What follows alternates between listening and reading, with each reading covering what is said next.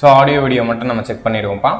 Audio video கிளியராக இருந்துச்சுன்னா நம்மளோட பவர் சிஸ்டமோட லோட் ஃப்ளோ ஸ்டடீஸை ஸ்டார்ட் பண்ணலாம். ஓகேங்களா? ஸோ லோட் ஃப்ளோ ஸ்டடி எதுக்காக அப்படின்னு சொல்லிட்டு நம்ம பார்ப்போமா? ஸோ லைவ் ஆகிடுச்சாப்பா. ஸோ லோட் ஃப்ளோ ஸ்டடின்றது இட் இஸ் இம்பார்ட்டன்ட் டாபிக்ப்பா. ஓகேங்களா?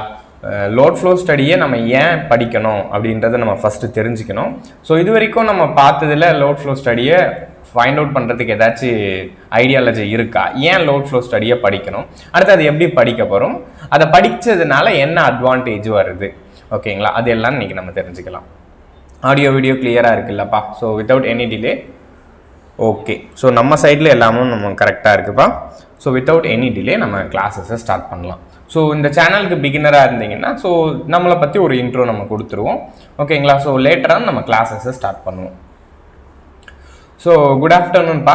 My self Praveen. Welcome to Tamil engineering academy. So நம்ம டிஎன்பிஎஸ்சி அண்ட் டிஆர்பிக்கான கிளாஸஸை ப்ரொவைட் பண்ணிகிட்ருக்கோம். ஸோ நம்ம இந்த அப்டேட்டட் சிலபஸில் தான் கிளாஸஸ் எடுத்துகிட்ருக்கோம். ஸோ டெய்லி நம்ம லைவ் கிளாஸஸ் கொடுக்குறோம். ஸோ இந்த டைம் வந்தீங்கன்னா நீங்கள் டெய்லி கிளாஸஸை வாட்ச் பண்ண முடியும். அண்ட் தென் இன் ஃபியூச்சர் டேஸில் நம்ம நிறைய ப்ரீவியஸ் இயர் கொஷின் பேப்பர்ஸும் டிஸ்கஸ் பண்ண போகிறோம். ஸோ அதனால் இந்த சேனலை சப்ஸ்கிரைப் பண்ணி வச்சுக்கிட்டிங்கன்னா நிறைய உங்களுக்கான EB and TNPSC triple EC exam ரிலவெண்ட்டான திங்ஸ் கிடைக்கும். ஸோ அதை தவிர்த்து உங்களுக்கு ஏதாச்சும் எக்ஸாம் ரிலவெண்ட்டான டவுட்ஸ் இருந்தாலும் ஸோ கண்டிப்பாக நீங்கள் கால் பண்ணுங்கள். ஓகேங்களா? ஸோ நம்ம கிளாஸஸ் ப்ரொவைட் பண்ணுறோம். ஸோ நம்மளோட கிளாஸஸோட ஃபீச்சர்ஸை பொறுத்த வரைக்கும் டெய்லி லைவ் கிளாஸஸாக இருக்கும். ஓகேங்களா? பார்க்க முடியாமல் போச்சுன்னா ரெக்கார்டாக மாறிடும். அண்ட் ஷெடியூலை நம்ம ஷேர் பண்ணிடுவோம், ப்ரீ ஷெடியூல். அண்ட் கோர்ஸை நீங்கள் 2 இயர்ஸ் வரைக்கும் ஆக்சஸ் பண்ணிக்க முடியும். ஸோ இதில் உங்களுக்கு டெக்னிக்கல், ஜிஎஸ், ஆப்டி எல்லாமே உங்களுக்கு கவர் ஆகும். ஓகேங்களா? அடுத்ததாக பிடிஎஃப் மெட்டீரியல்ஸ் எல்லாமே நமக்கு இன்க்ளூட் ஆகிடும். டெஸ்ட் சீரியஸ் வித் டிஸ்கஷன்ஸ் எல்லாமே உங்களுக்கு கிடைக்கும். ஓகேங்களா? ஸோ நீங்கள் ஒரு இன்ஸ்டியூட்ஸ் ஜாயின் பண்ணணும்னு நினச்சிங்கன்னா ஸோ கண்டிப்பாக நீங்கள் நம்மக்கிட்ட ஜாயின் பண்ணலாம். நம்ம உங்களோட பெஸ்ட்டை நம்ம கொடுக்கறதுக்கு ட்ரை பண்ணுவோம். ஓகேங்களா? ஸோ நீங்கள் எந்த இன்ஸ்டியூட்னா ஜாயின் பண்ணலாம்ப்பா. ஸோ பிஃபோர் எந்த இன்ஸ்டியூட் ஜாயின் பண்ணுறதுக்கு முன்னாடியும் பிஃபோர் அந்த இன்ஸ்டியூட்டில் நீங்கள் கால் பண்ணி கேளுங்க. ஸோ என்ன ஃபீச்சர்ஸ் இருக்குது, ஸோ கிளாஸஸ் எப்படி இருக்கும், ஸோ அவங்களோட டெமோ கிளாஸஸ் கேளுங்க, demo classes, demo discussions, demo இது எல்லாமே கேளுங்க. அடுத்ததாக உங்களோட சப்போர்ட் எப்படி பண்ண போகிறாங்க, உங்களுக்கு டவுட் வந்துச்சுன்னா அதை கிளாரிஃபை பண்ணுறதுக்கு என்ன மீடியம் இருக்குது, ஸோ எப்போ அவைலபிளாக இருப்பாங்க, எல்லா டீட்டெயில்ஸ் தெரிஞ்சுக்கணும். ஓகேங்களா? ஸோ அப்படி இல்லைன்னா செல்ஃபாக கூட படிக்கலாம். ஸோ செல்ஃபாக படிக்கிற ஆஸ்பிரன்ஸ்க்கும் நம்ம நிறைய ரிசோர்ஸஸ் ப்ரொவைட் பண்ணுறோம். ஸோ இந்த மாதிரி நம்ம இன்ஸ்டியூட்டில் என்ன பண்ணுறோம்னா இந்த மாதிரி கிளாஸஸ் வித்து இந்த மாதிரி ஷெடியூலோட ப்ரொவைட் பண்ணுறோம். So transient stability, steady state stability அப்படின்ற டாப்பிக்கை நம்ம முடிச்சிட்டோம். ஃபஸ்ட்டு எடுத்த உடனே பவர் சிஸ்டமில் பர் யூனிட் கால்குலேஷன்ஸ் அப்படின்ற டாப்பிக்கை பார்த்தோம். அடுத்து ஃபால்ட் அனாலிசிஸ்னால் என்ன, அடுத்ததாக transient stability, steady state stability, ஸ்டெபிலிட்டினா என்ன, ஸ்டெபிலிட்டியை எப்படி இம்ப்ரூவ் பண்ணலாம் அப்படின்னு பார்த்தோம். ஸோ இன்றைக்கி நம்ம லோட் ஃப்ளோ ஸ்டடி பார்க்க போகிறோம். கரெக்டாக லோட் ஃப்ளோ ஸ்டடீஸ்.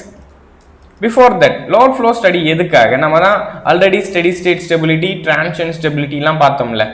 ஸோ என்னோட ஸ்டெபிலிட்டி அப்படின்ற ஒரு யூனிட்டில் நம்ம என்ன பார்த்தோம்ப்பா. ஸோ பிகாஸ் ஆஃப் ஆசிலேஷன், அந்த ஆசிலேஷனை நான் ஒரு ஸ்மால் ஆசிலேஷன்ஸாக எடுத்திருப்பேன். ஓகேங்களா? ஸோ ஸ்மால் ஆசிலேஷன்ஸ்னால என்னோட சிஸ்டமோட ஸ்டெபிலிட்டி எப்படி இருக்குது. அடுத்ததாக லார்ஜர் ஆசிலேஷன்ஸ், ஸோ இதனால என்னோட சிஸ்டமோட ஸ்டெபிலிட்டி எப்படி இருக்குது. ஸோ இதுதான் நீங்கள் பார்த்தீங்க. அதாவது சிஸ்டம் ஆசிலேட் ஆகிட்டு இருக்கிறப்போ அதோட பிஹேவியரை படிச்சிங்க. ஸோ கரெக்டாக சிஸ்டம் ஆசிலேஷன்ஸ் அப்படின்னு சொன்னால் என்னப்பா அர்த்தம், அதோட சப்ட்ரான்சியன் பீரியடையும் டிரான்சியன் பீரியடையும் தான் எனக்கு குறிக்குது. கரெக்டா?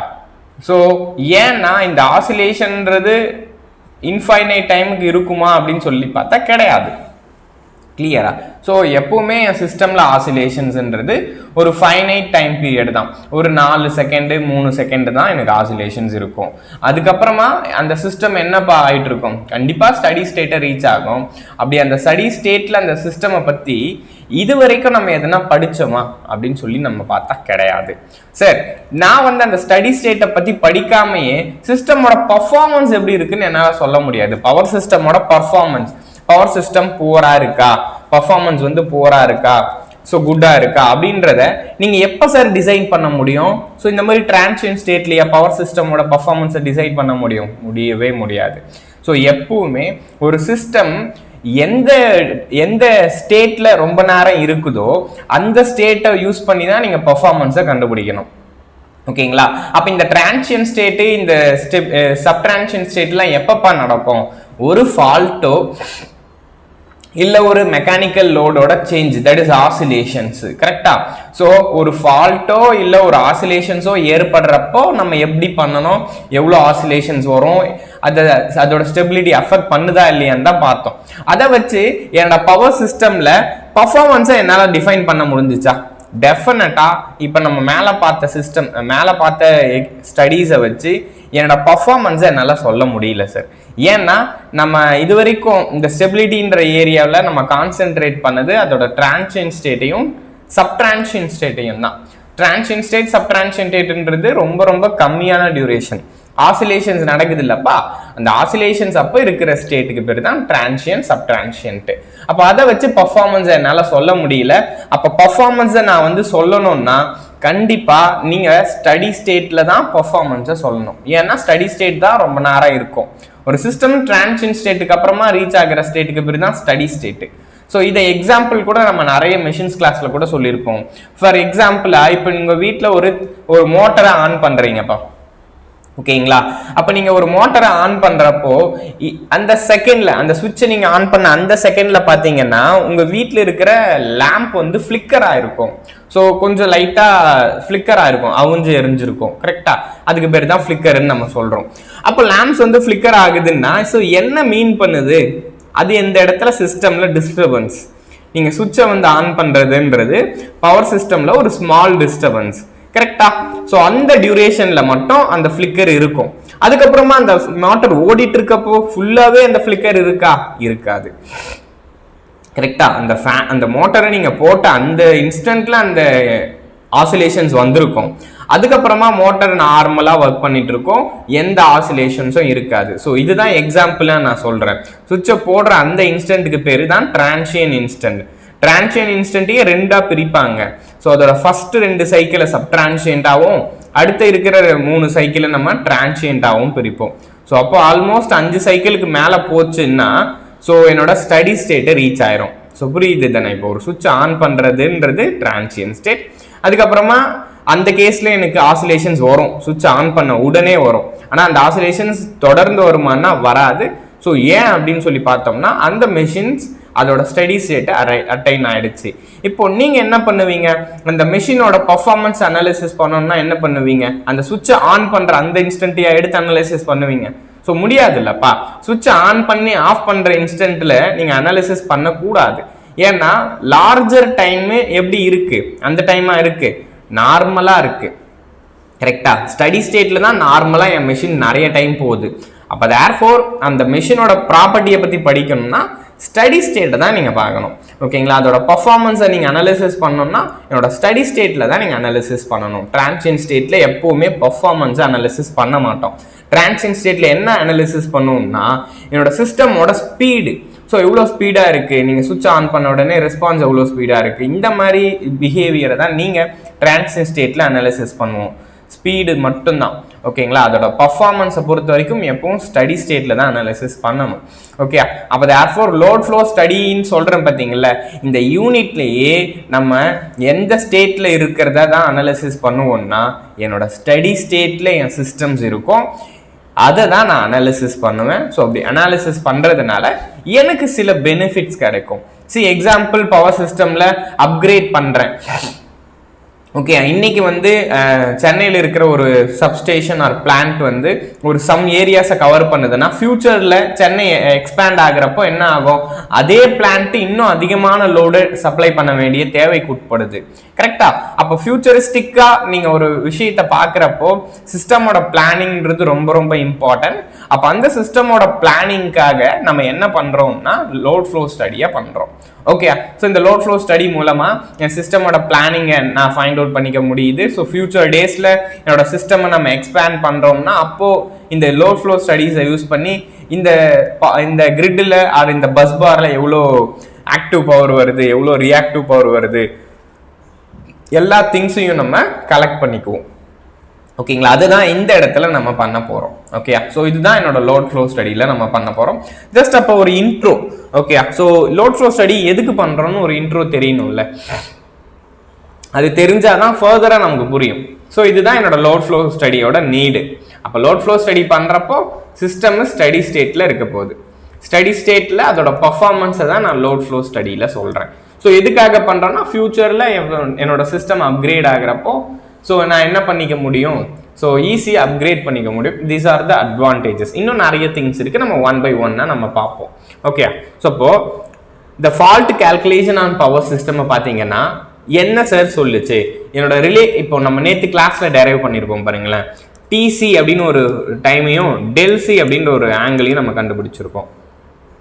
இந்த டிசி டெல்சின்றது எதை எனக்கு ஃபைண்ட் அவுட் பண்ணுது, ஆக்சுவலா உங்களுக்கு ஃபால்ட் நடந்துச்சுன்னா என்னோட சர்க்கியூட் பிரேக்கர் ட்ரிப் ஆக போற டைம் பீரியட் தான் என்னோட டிசி சொல்லுது. கரெக்டா? அப்போ ஒரு சர்க்கியூட் பிரேக்கரோட ஆசிலேஷன்ஸ், சர்க்கியூட் பிரேக்கரோட ஆப்ரேஷன்ஸை தான் இது வரைக்கும் நம்ம யூஸ் பண்ணோம், இது வரைக்கும் ஃபைண்ட் அவுட் பண்ணோம். கரெக்டா? ஆனா இங்க நம்ம ஸ்டடி ஸ்டேட்டா பார்க்குறோம். ஓகே, ஸோ இது வரைக்கும் நம்ம பார்த்தது என்னன்னா இதை தான் நம்ம கால்குலேட் பண்ணோம். இந்த ஃபால்ட் கால்குலேஷன்ஸ் பொதுவாக எதுக்கு யூஸ் ஆச்சு அப்படின்னு சொல்றேன். ஏன்னா பிகாஸ் இதுதானே நம்ம முன்னாடி பார்த்துருந்தோம், அதனால அதை எழுதுறேன். இந்த fault calculations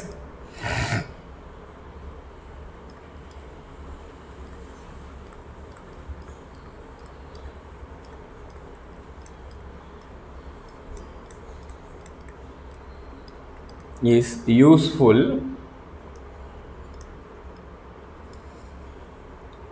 for relay setting and circuit breaker operation. CB அப்படின்றது it is nothing but circuit breaker பா. ஓகே, அப்போ இது வரைக்கும் நம்ம பண்ணது இதுக்காக தான் ஃபைண்ட் அவுட் பண்ணணும். ஸோ அதை யூஸ் பண்ணி ஸோ இதை எல்லாமே நம்ம ஃபைண்ட் அவுட் பண்ணணும். These are the transient conditions. These are the transient conditions.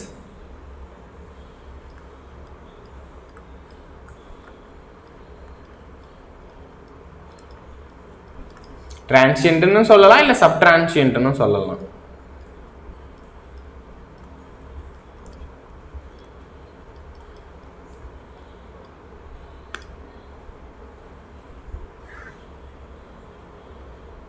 By using this we can't able to define the performance.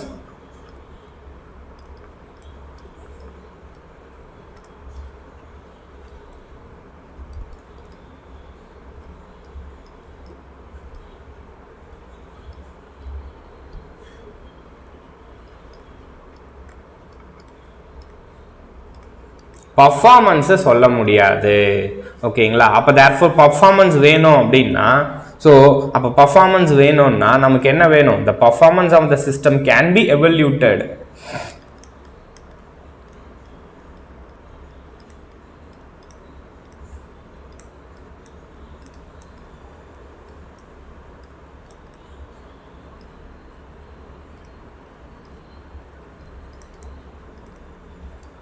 The performance of a system can be evaluated during the steady state behavior.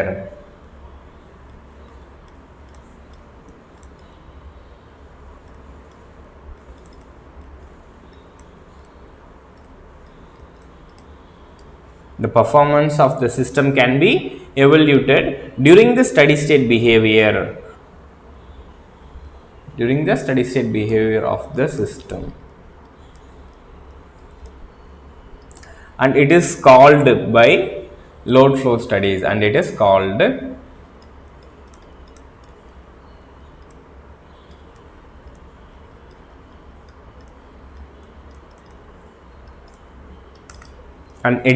இதை தான் நம்ம என்னன்னு சொல்றோம்ப்பா, load flow study அப்படின்னு சொல்றோம். Okay, இதுக்கு definitions வேற எந்த மாதிரி எல்லாமே கொடுக்கலான்னு நான் உங்களுக்கு சொல்றேன்.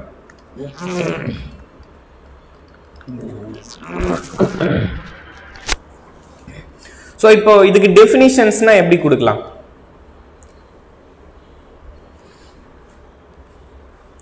சார் ஆக்சுவலி இந்த கேஸ்ல நம்ம என்ன பண்ணுவோம்னா என்னோட ஸ்டடி ஸ்டேட் பிஹேவியரை தான் நம்ம பார்ப்போம் அப்படின்னு சொன்னோம்லப்பா. அதாவது ஸ்டடி ஸ்டேட்ல இப்போ ஒரு சிஸ்டம் இருக்குன்னா அப்ப அந்த ஸ்டடி ஸ்டேட்ல ஆக்டிவ் பவர் ஃப்ளோ எப்படி இருக்கு, ரியாக்டிவ் பவர் ஃப்ளோ எப்படி இருக்கு, அதை பத்தியான பேராமீட்டரை தான் நம்ம ஃபுல்லாவே படிப்போம். ஸோ சில பேராமீட்டர்ஸ் நமக்கு தெரிஞ்சிருக்கும், சில பேராமீட்டர்ஸ் நமக்கு அன்னோனா இருக்கும். அந்த அன்னோன் பேராமீட்டர்ஸை பொதுவாக ஸோ நோன் பேராமீட்டர்ஸ்லேருந்து நம்ம டெரைவ் பண்ணுவோம். அதுக்காக சில ஐட்ரேஷன் டெக்னிக்ஸை நம்ம யூஸ் பண்ணுவோம். Like Newton Raphson method, iterative methods அப்படின்னு சொல்லுவாங்க. Okay, Gauss Seidel method. So இந்த மாதிரி சம் கைண்ட் ஆஃப் ஐட்ரேட்டிவ் மெத்தட்ஸை யூஸ் பண்ணி என்னோட நோன் பேராமீட்டர்ஸ்ல இருந்து அன்னோனை ஃபைண்ட் அவுட் பண்ணுவோம். ஆக்சுவலி லோட் ஃப்ளோ ஸ்டடியில இதுதான் பண்ணுவோம். அப்போ சிம்பிளா லோட் ஃப்ளோ ஸ்டடி எந்த ஸ்டேட்ல பண்றோம்னா ஸ்டடி ஸ்டேட்ல தான் பண்றோம். ஸோ அங்க என்ன கண்டுபிடிக்க போறோம் நம்ம? ஆக்சுவலா பஸ்ல இருக்கிற ஆக்டிவ் பவர்ஸ் என்ன, ரியாக்டிவ் பவர்ஸ் என்ன, இந்த பேராமீட்டர்ஸ் தான் கண்டுபிடிக்க போறோம். ஸோ அதுக்காக சில ஐட்ரேட்டிவ் டெக்னிக்ஸை யூஸ் பண்ணுவோம். ஓகேங்களா? ஸோ இப்போ அந்த பாயிண்ட் எழுதிக்கலாம். Okay, the load flow study is able to provide solution for calculation of unknown electrical parameters.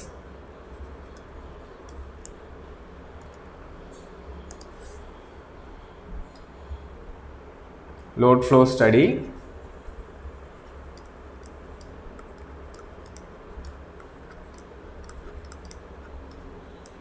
is able to provide the solution for calculation of unknown electrical quantities.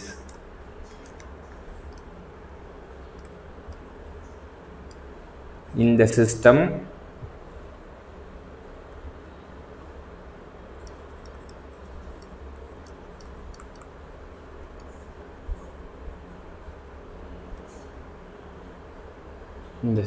where it is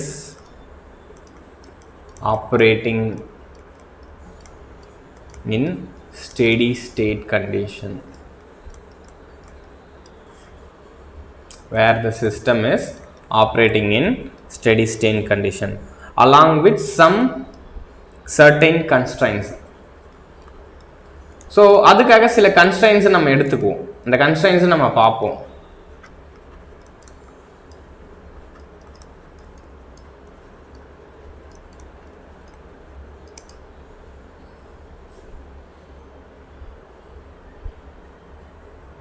okay, so which மீன் என்ன அப்படின்னா QP. So P அப்படின்றது என்ன? Bus. P bus, அதாவது Pன்றது 1 இருக்கலாம் first bus, Pன்றது 2னா second bus, Pன்றது 3னா தேர்ட் பஸ். ஓகே, அதுதான் QP. Reactive power in any bus is equivalent to reactive power generation minus reactive power demand. எப்பவுமே என்னவா இருக்கணும்னா 0வா இருக்கணும். இதுதான் இந்த சர்டைன் கன்ஸ்ட்ரைன்ட்ஸ். ஸோ எப்பவுமே கன்சர்வேஷன் ஆஃப் எனர்ஜியை சாட்டிஸ்ஃபை பண்ணிட்டு தான் இந்த லோட் ஃப்ளோ ஸ்டடியை நம்ம பார்ப்போம். ஓகே, இது நம்மளோட கன்ஸ்ட்ரைன்ட்ஸு. ஸோ அதே மாதிரி அப்போ தேர்ஃபோர் என்னப்பா தெரியும் நமக்கு? ரியாக்டிவ் பவர்ஸோட டிமாண்ட் ஈக்குவலாக இருக்குன்னா ஸோ என்னோட வோல்டேஜும் என்னவா இருக்கும்னா ஈக்குவலாக இருக்கும். அதே மாதிரி என்னோட ஆக்டிவ் பவர்ஸோட ஜென்ரேஷனோட டிமாண்டும் ஈக்குவலாக இருக்குன்னா என்னோட ஃப்ரீக்வன்சியும் ஈக்குவலாக இருக்கும். அப்போ அந்த பேராமீட்டரை நம்ம வந்து சொல்ல முடியுது. கிளியரா? ஸோ அடுத்ததா நெக்ஸ்ட், இப்போ ஆக்சுவலாக இந்த லோட் ஃப்ளோ ஸ்டடி நம்ம பண்ண போகிறோம் சார். இந்த லோட் ஃப்ளோ ஸ்டடிக்காக நம்ம என்ன பண்ண போறோம்னா ஒரு நெட்வொர்க் நம்ம சால்வ் பண்ண போகிறோம். ஓகேயா? அப்படி சால்வ் பண்ண போகிற அந்த நெட்வொர்க்கை எய்தர் நம்ம இம்பிடன்ஸாகவும் கால்குலேட் பண்ணலாம், இல்லை அதோட அட்மிடன்ஸாகவும் கால்குலேட் பண்ணலாம். ரெண்டு வழி இருக்கு பாருங்க. இது ஒரு சோர்ஸ்ன்னு எடுத்துக்கிறேன். Resistance, inductance, capacitance. இப்போ இந்த இடத்துல பாருங்க, this is series circuit. Okay, இப்போ இந்த இடத்துல நம்ம என்னப்பா எழுதி சால்வ் பண்ணுவோம்? கேவிஎல்லை யூஸ் பண்ணி சால்வ் பண்ணுவோம். ஓகே, இதை நீங்கள் கேவிஎல்லை யூஸ் பண்ணி சால்வ் பண்ணுறப்போ இவனோட ரிசல்ட் நமக்கு என்ன கொடுக்கும்னா அட்மிடன்ஸை கொடுக்கும், சாரி இம்பிடன்ஸை கொடுக்கும். ஓகே, இதை சால்வ் பண்ணீங்கன்னா you will get Z matrix. Okay, நம்ம பார்ப்போம் மேட்ரிக்ஸ் எப்படி எழுத போறோம்ன்றதை நம்ம பின்னாடி பார்ப்போம், அதனால கன்ஃபியூஸ் பண்ணிக்காதீங்க. ஸோ அப்போ எய்தர் இந்த மாதிரி கேவிஎல் ஈக்குவேஷன்ஸை யூஸ் பண்ணி சால்வ் பண்ணுவோம் நம்ம, இல்லைன்னா KCL equations யூஸ் பண்ணுவோம். ஸோ when KVL equations எழுதுறப்போ என்னவா இருக்கும்னா எல்லாமே சீரியஸாக இருக்கும் சார். ஆனால் KCL equations எழுதுறப்போ எல்லாமே parallel circuit. ஓகே, ஸோ ஒரு parallel circuit-ஆக இருந்தால் தான் KCL எழுத முடியும். இதில் பாருங்க, இதில் KCL எழுத முடியுமா? ஒரே ஒரு சிங்கிள் பாத்தில் எப்படிப்பா நம்மளால KCL எழுத முடியும்? சி எக்ஸாம்பிள், இவன் வந்து ஐனா இவனும் ஐ தான், இவனும் ஐ தான், இவனும் ஐ தான். அப்போ சம்மேஷன் ஆஃப் ஆல் இன்கமிங் கரண்ட்னு நான் எப்படி சொல்ல முடியும்? நிறைய கரண்ட் இருந்தால் தானே சம்மேஷன் ஆஃப் ஆல் இன்கமிங் கரண்ட்டை சொல்ல முடியும். இருக்கிறதே ஒரே கரண்ட் தானே. அப்போது இந்த இடத்துல KVL மட்டும்தான் பாசிபிள். ஸோ இப்போ இங்கே பாருங்க, இந்த இடத்துல எஸ் வி பாசிபிள், KCL இஸ் பாசிபிள். கரெக்டா? சி இது என்னோட ஐ அப்படின்ற கரண்ட்டை எடுத்தேன்னா திஸ் இஸ் IR, ரெசிஸ்டரில் போகிற கரண்ட்டு, இண்டக்டரில் போன கரண்ட்டு, கெப்பாசிட்டரில் போன கரண்ட். அப்போ இதுக்கு என்ன பண்ணுவேன்னா KCL எழுதுவேன். ஓகே, இந்த நோடில் நான் என்ன பண்ணுறேன்? KCL எழுதுறேன். ஸோ ஃப்ரம் த KCL நான் என்ன பண்ணுவேன்னா அட்மிட்டன்ஸை கண்டுபிடிப்பேன். எப்படி சார் நம்ம அட்மிட்டன்ஸை கண்டுபிடிக்கிறோம்னா, பிகாஸ் நமக்கு என்ன தெரியும்? This is resistance. ஸோ அப்போ என்னப்பா எழுதியிருப்போம்? That is V/R, that is known as IR. Okay, அதே மாதிரி சம்வாட் இந்த மாதிரி எழுதியிருப்போமா? அடுத்ததாக இந்த வியை வெளியே எடுத்திருப்போம். ஸோ வியை வந்து வெளியே எடுத்துருவோம். ஸோ வெளியே எடுத்து கேன்சல் பண்ணிடுவோம். அப்போ 1/Rன்னு இருக்கு. சார் 1/Rன்றது that is inversely proportional to the ரெசிஸ்டன்ஸ்னா என்னப்பா? That is கண்டக்டன்ஸா? ஸோ அதுவே நீங்கள் இம்பிடன்ஸ் போட்டிங்கன்னு வச்சுக்கோங்களேன். இதுவே நீங்கள் இம்பிடன்ஸ் போட்டால் என்னப்பா வரும்? That is admittance. 1/Zன்றது அட்மிட்டன்ஸ். அப்போ தேர்ஃபோர் அதனால தான் நான் சொல்கிறேன், எப்பவுமே நீங்கள் இந்த KCL எக்ஸ்பிரஷனை சால்வ் பண்ணிங்கன்னா எனக்கு அட்மிட்டன்ஸ் மேட்ரிக்ஸ் கிடைக்கும். KVL எக்ஸ்பிரஷனை சால்வ் பண்ணிங்கன்னா எனக்கு இம்பிடன்ஸ் மேட்ரிக்ஸ் கிடைக்கும். ஓகே, ஸோ நீங்கள் சால்வ் பண்ணுறப்ப என்னப்பா கிடைச்சிருக்கும்? நமக்கு சம்வாட் இம்பிடன்ஸில் எனக்கு ஒரு மேட்ரிக்ஸ் கிடைக்கும். இது சால்வ் பண்ணுறப்ப அட்மிட்டன்ஸில் எனக்கு ஒரு மேட்ரிக்ஸ் கிடைக்கும். ஸோ எப்பவுமே என்னோட அன்னோன் எலக்ட்ரிக்கல் குவான்டிட்டியை பொறுத்த வரைக்கும் இப்படி தான் நீங்கள் சால்வ் பண்ணுவீங்க, using either KVL or KCL technique தான். ஓகேயா? ஸோ இதை நம்ம மேட்ரிக்ஸ் வரப்போ இன்னும் டீட்டெயிலாக சொல்கிறேன். இப்போதைக்கு ஜஸ்ட் ஸ்டேட்மெண்ட் மட்டும் எழுதிக்கலாம். ஓகேயா? ஏன்னா நான் இங்கே உங்களுக்கு இதெல்லாம் காமிக்கிறேன்ப்பா. ஒரு சர்க்கியூட்டை சால்வ் பண்ணி அதிலிருந்து நான் வந்து Y மேட்ரிக்ஸை எடுத்து காமிப்பேன். ஓகேங்களா? ஒரு சர்க்கியூட்டை எழுதி அதிலிருந்து எப்படி நம்ம Y மேட்ரிக்ஸை ஃப்ரேம் பண்ணுறோம் அப்படின்றத நம்ம பின்னாடி பார்க்க தான் போகிறோம். இப்போதைக்கு இது ஜஸ்ட் பேசிக் தான். அப்போ என்ன பண்ணலாம்னா எய்தர் KVL KCL யூஸ் பண்ணுறோம். ஆனால் இதுக்கு மேலே இந்த பவர் சிஸ்டமில் லோட் ஃப்ளோ ஸ்டடியில் KVL KCLன்னு பேச மாட்டேன். Z மேட்ரிக்ஸ் Y மேட்ரிக்ஸ்ன்னு தான் நான் சொல்லுவேன். ஓகே, அப்போ Z மேட்ரிக்ஸாக நான் மாற்றுறேன்னா கண்டிப்பாக என்ன பண்ணியிருப்பேன்? KCL எழுதியிருப்பேன். ஸோ அதுவே Y மேட்ரிக்ஸாக நான் மாற்றுறேன்னா அப்போ கண்டிப்பாக நான் வந்து KCL எழுதியிருப்பேன். ஓகேங்களா? புரியுதா? Y வேணும்னா நான் KCL எழுதுவேன்ப்பா, பின்னாடி எழுதுவேன் இது எல்லாமே. ஓகே, அப்போ தான் உங்களுக்கு புரியும். ஸோ இப்போதைக்கு ஜஸ்ட் சொன்னால் எதுவுமே புரியாதில்லை, இது ஒரு ப்ராப்ளமாகவோ நம்ம பார்க்குறப்ப தான் புரியும். பட் அன்னைக்கு இது வந்து நீங்கள் அப்போ நீங்கள் ஞாபகம் வச்சுக்கணும். ஓகே, ஸோ நம்ம வந்து Y வேணும்னா KCL ஈக்குவேஷனை எழுதுவோம் அப்படின்னு சொல்லிட்டு, Z வேணும்னா KVL ஈக்குவேஷனை எழுதுவோம், அதை பின்னாடி எழுதுவோம். ஓகே, இப்போதைக்கு இந்த ஸ்டேட்மெண்ட் இப்போ நம்ம இதை யூஸ் பண்ணணும்னு சொல்கிறேன்ல, அதை மட்டும் எழுதிக்கலாம். The unknown electrical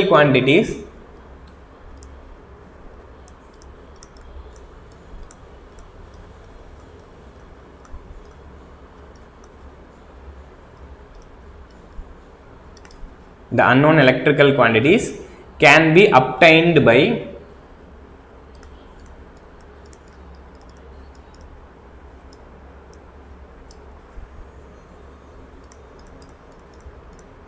solving the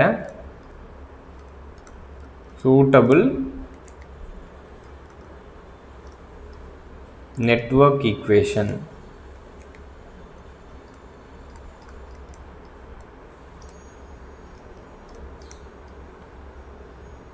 And it can be developed. இந்த நெட்வொர்க் ஈக்குவேஷன் எப்படி டெவலப் பண்ணுறோம்? ஸோ ஆக்சுவலாக என்ன பண்ணுவேன்னா இந்த நெட்வொர்க் ஈக்குவேஷன்லேருந்து நான் வந்து அதாவது இதிலிருந்து இந்த சர்க்கியூட்லேருந்து நான் KVL எழுதி ஒரு ஈக்குவேஷனை ஃப்ரேம் பண்ணி அதுக்கப்புறம் மேட்ரிக்ஸை நான் போடுவேன். ஓகேயா? ஒரு ஈக்குவேஷனை ஃப்ரேம் பண்ணுவேன், அதுக்கப்புறம் மேட்ரிக்ஸை போடுவேன். அதுதான் நான் இங்கே சொல்லியிருக்கேன். Okay, by solving a suitable equation it can be developed by this equation. Okay, this equation அப்படின்னு கூட எழுதிக்கோங்க. This equation can be developed by using KCL or KVL technique.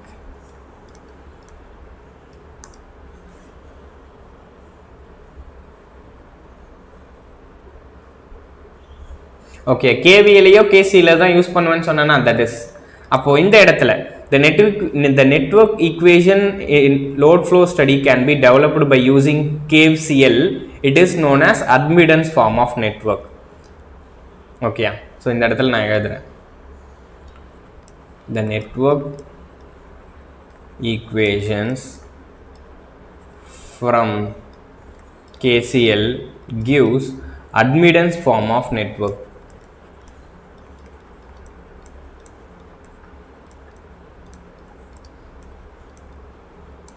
Okay, so எனக்கு என்ன கொடுக்கும்னா அட்மிட்டன்ஸ் ஃபார்ம் ஆஃப் நெட்வொர்க்கு கொடுக்கும் sir.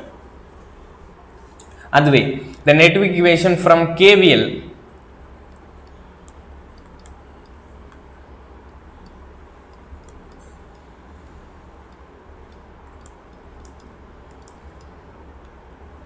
impedance form of network.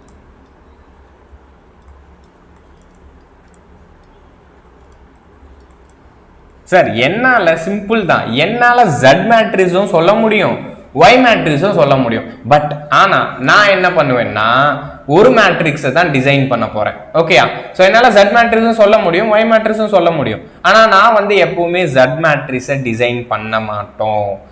ஏன்னா பின்னாடி நம்ம பார்ப்போம், Z மேட்ரிக்ஸ்ல number of elements to be solve பண்ண வேண்டிய எலமெண்ட்ஸ்ன்றது ரொம்ப ரொம்ப அதிகமா இருக்கும். ஆனா Y மேட்ரிக்ஸ்ல பாத்தீங்கன்னா நான் அதுல எனக்கு நான் ஜீரோ எலமெண்ட்ஸ் கம்மியா தான் இருக்கும். நான் ஜீரோ எலமெண்ட்ஸ் கம்மியா இருக்கும்னு சொல்லலாம், இல்ல ஜீரோ எலமெண்ட்ஸ் அதிகமா இருக்கும்னு சொல்லலாம். ஓகே, அப்ப நீங்க Y மேட்ரிக்ஸ்க்கு போனீங்கன்னா நம்பர் ஆஃப் ஜீரோ எலமெண்ட்ஸ் எனக்கு ரொம்ப அதிகமா இருக்கும். அதனால என்னால எனக்கு அதை சால்வ் பண்றதுக்கு தேவையான டைம் அப்படின்றது பாத்தீங்கன்னா ரொம்ப ரொம்ப கம்மியா தான் தேவைப்படும். ஓகே, அதனால தான் நம்ம எப்பவுமே Y மேட்ரிக்ஸை ப்ரிஃபர் பண்ணுவோம் ரேதர் தேன் த Z மேட்ரிக்ஸ். Z மேட்ரிக்ஸை நீங்க டெரைவ் பண்றதை விட Y மேட்ரிக்ஸை தான் நிறைய ப்ரிஃபர் பண்ணுவீங்க. எல்லாரும் அதுதான் பார்த்தோம் இருப்பீங்க, கொஷினும் உங்களுக்கு அப்படிதான் கேட்பாங்க. ஓகே, இப்போ அதை எழுதிக்கலாம்.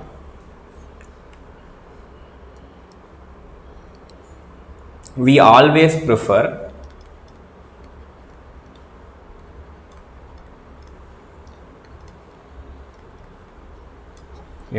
prefer admittance form of network because of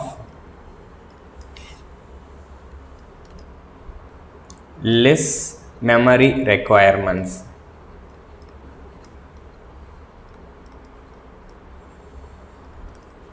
மெமரின்னு சொல்லலாம், இல்லை டேட்டான்னு கூட சொல்லலாம். அதாவது இதை ஸ்டோர் பண்றதுக்கு ரொம்ப கம்மியான டேட்டா ஆகும் சார்.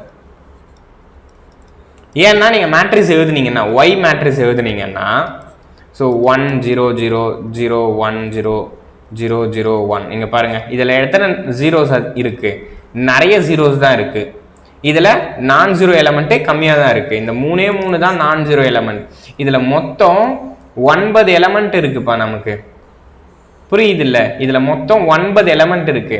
அந்த 9 எலமெண்ட்ல 3 எலமெண்ட் தான் நான் ஜீரோவா இருக்கு, மீதி எலமெண்ட் எல்லாமே ஜீரோவா இருக்கு, which is a 3x3 matrix. கரெக்டா? அப்போ ஒரு 3x3 மேட்ரிக்ஸ்ல எத்தனை எலமெண்ட் இருக்கும்னா 3 into 3 9 எலமெண்ட்ஸ் இருக்கும். ஓகேயா? ஸோ அதுல இந்த டயகனல் எலமெண்ட் மட்டும்தான் நான் ஜீரோவா இருக்கு, மீதி எல்லாமே ஜீரோவா இருக்கு. கரெக்டா? இது நான் எக்ஸாம்பிளுக்காக சொன்னேன். ஸோ இந்த இடத்துல மேபி டயகனல் எலமெண்ட் இல்லாம மற்ற எலமெண்ட்ஸ் கூட நான் ஜீரோவா இருக்க வாய்ப்பு இருக்கு. ஓகேயா? ஸோ இப்போ பாருங்க, இவனுமே 1 1 இருக்கிறான்னு எடுத்துக்கிறேன். பட் ஸ்டில் எப்பவுமே நீங்க ஒரு Y மேட்ரிக்ஸ் ஆர் அட்மிட்டன்ஸ் மேட்ரிக்ஸை வந்து டெரைவ் பண்றீங்கன்னா கண்டிப்பா நம்பர் ஆஃப் ஜீரோ எலமெண்ட்ஸ்ன்றது அதிகமா இருக்கும். அதனால மெமரியோட நீடுன்றது கம்மியாகும். ஓகே, மெமரி கம்மியா தேவைப்படுது. ஸோ அதுவும் ஒரு அட்வான்டேஜ். ஸோ நெக்ஸ்ட் இது சொல்யூஷன் கண்டுபிடிக்கிறதும் ஈஸி. நம்பர் ஆஃப் ஈக்குவேஷன்ஸ் வந்து ரெடியூஸ் ஆயிடுது பிகாஸ் ஆஃப் ஜீரோ எலமெண்ட்ஸ்னால.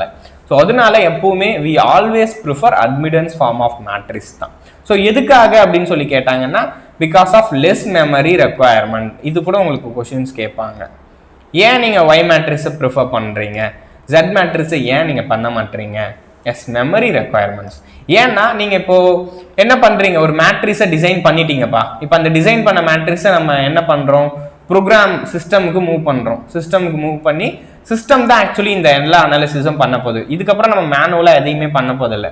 இந்த லோட் ஃப்ளோ ஸ்டடிஸ் அனாலிசிஸ் எல்லாமே நம்ம மேனுவலாக பண்ண போதில்லை, எல்லாமே சிஸ்டம் பண்ண போகுது. அப்போ சிஸ்டம்மை இதை லோட் பண்ணுறதுக்கு தேவைப்படுற மெமரி, இந்த திங்ஸ் எல்லாமே ரொம்ப ரொம்ப கம்மியாகுது. அதனால இதை தான் நம்ம அதிகமாக யூஸ் பண்ணுறோம். ஓகே, அடுத்ததா ஸோ இப்போ பர்பஸ் ஏன் பண்ணணும், லோட் ஃப்ளோ ஸ்டடியோட பர்பஸ் என்ன? நான் ஆல்ரெடி சொன்னேன்ல. ஸோ ஒரு நெட்வொர்க்கை நம்ம எலாபரேட் பண்ணுறோம், கெப்பாசிட்டி இன்க்ரீஸ் பண்ணுறோம் அப்படின்னா கண்டிப்பாக லோட் ஃப்ளோ ஸ்டடி பண்ணியிருக்கணும். அப்படி பண்ணியிருந்தா தான் என்னால் அதோட எக்ஸிஸ்டிங் சிஸ்டமோட டேட்டாஸ் கிடைக்கும். அப்படி பண்ணாமல் விட்டீங்கன்னா எக்ஸிஸ்டிங் சிஸ்டமோட டேட்டாஸ் எனக்கு கிடைக்காது. கரெக்ட். அடுத்ததா purpose of load flow studies. ஆக்சுவலாக இது கூட உங்களுக்கு ஒரு முறை எக்ஸாம்ஸில் கேட்டிருக்காங்க. இப்போ பார்க்குற ஸ்டேட்மெண்ட்ஸ் எல்லாமே நமக்கு எக்ஸாம்ஸில் கேட்டிருக்காங்க, இதுவும் ஒரு டைம் கேட்டிருக்காங்க. ஓகே, ஸோ பர்டிகுலராக சிம்பிளாக ஒரே ஒரு வார்த்தை தான்ப்பா உங்களுக்கு ஆப்ஷனில், இந்த ஒரு வார்த்தை தான் இருக்கும். சிஸ்டம் பிளானிங் அப்படின்னு சொல்லுவாங்க. ஓகேங்களா, சிஸ்டம் பிளானிங்காக நம்ம லோட் ஃப்ளோ ஸ்டடி கண்டிப்பாக பண்ணி தான் ஆகணும். ஓகே, அது டைரெக்டாகவே எழுதிடலாம். The load flow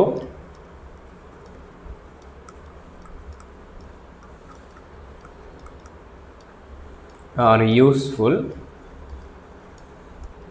for planning of power system.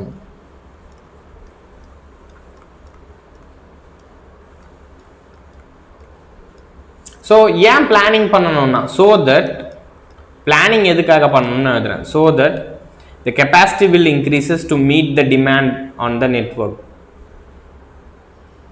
so that the system capacity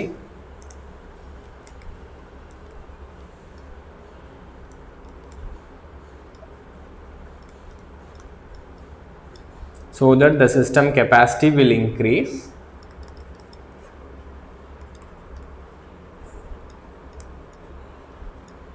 to meet the demand on the network. So that the system capacity will increases to meet the demand on the network. So என்னோட நெட்வொர்க்ல இருக்கிற அந்த டிமாண்டை meet பண்ண முடியுது. Okay, so அடுத்ததா so next என்ன சொல்லலாம்,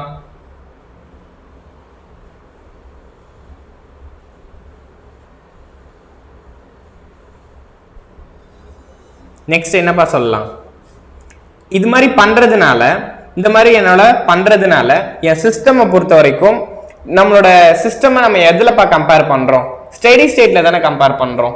steady ஸ்டேட்ல எப்பவுமே நெட்வொர்க்கு பேலன்ஸ்டா தானே இருக்கும். சார் ஒரு சிஸ்டம் ஸ்டெடி ஸ்டேட்டா இருக்குன்னு எடுத்துக்கோங்களேன், அப்போ என் சிஸ்டம் பேலன்ஸ்டா இருக்கும், என் 3 phase சிஸ்டம் கண்டிப்பா பேலன்ஸ்டா இருக்கும். அப்போ நீங்க இந்த 3 phase சிஸ்டம் பேலன்ஸ்டா இருந்துச்சுன்னா நீங்க 3 phase தனித்தனியா படிக்கணும்னு அவசியம் கிடையாது.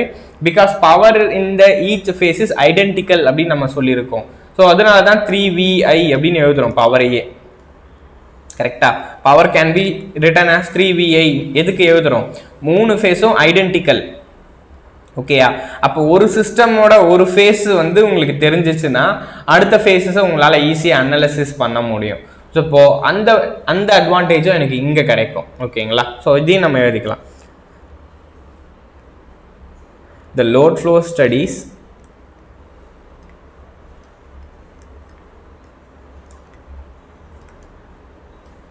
are conducted by assuming balanced 3-phase network or balanced 3-phase system.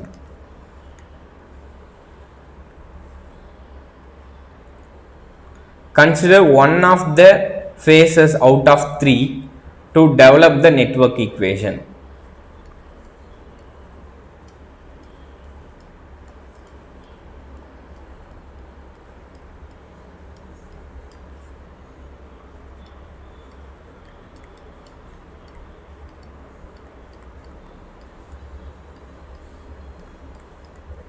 நான் என்ன சொல்லியிருந்தேன், நெட்வொர்க் ஈக்குவேஷன் எழுதணும்னு நம்ம சொன்னோம்ல.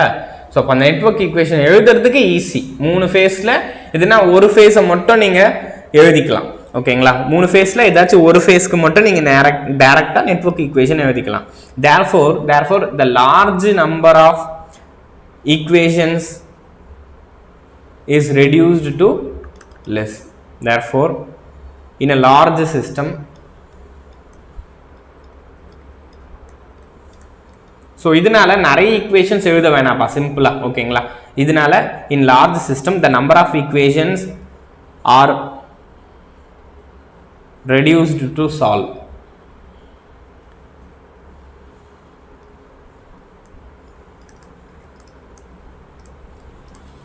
Number of equations to be solved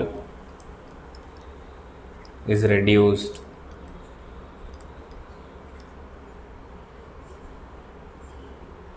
அடுத்ததா to find solution, இதுக்கு solution வேணும் அப்படின்னா, இதுக்கு solution வேணும்னா to find solution use any one of the iterative method.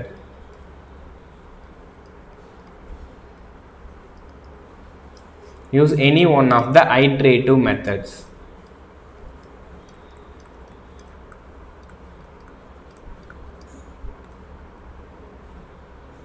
Methods to get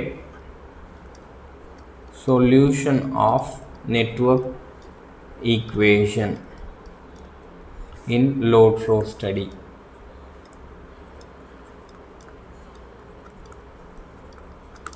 அவ்வளவுதான் சார். அந்த ஐட்ரேட்டிவ் மெத்தட்ஸ் தான் நம்ம ஆல்ரெடி பார்த்துருக்கோம்லப்பா. ஐட்ரேட்டிவ் மெத்தட்ஸ், காமனா iterative methods Newton Raphson, Gauss Seidel, Gauss elimination, Gauss Jordan, இது எல்லாமே நம்மளோட ஐட்ரேட்டிவ் மெத்தட்ஸ் தான். ஓகே, இதுதான்ப்பா பொதுவாக என்னோட பவர் சிஸ்டமில் நம்ம அனாலிசிஸ் இந்த லோட் ஃப்ளோ ஸ்டடி பண்ணுறோம். ஓகேங்களா? எதுக்கு பண்ணுறோம், ஸோ ஏன் பண்ணுறோம் அப்படின்றத பார்த்துட்டோம். ஸோ ஐட்ரேட்டிவ் மெத்தட்ஸில் தான் நம்ம இதை சால்வ் பண்ண போகிறோம். ஸோ பொதுவாக இன் லோட் ஃப்ளோ ஸ்டடியில் நம்ம ஒரு 4 எலக்ட்ரிக்கல் குவான்டிட்டிஸை பற்றி தான் டீல் பண்ணுவோம்.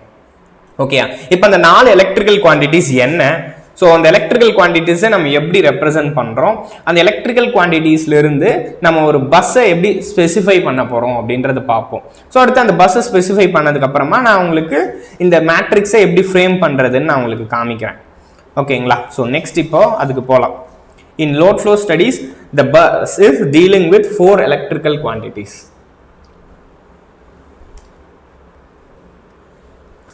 In load flow studies,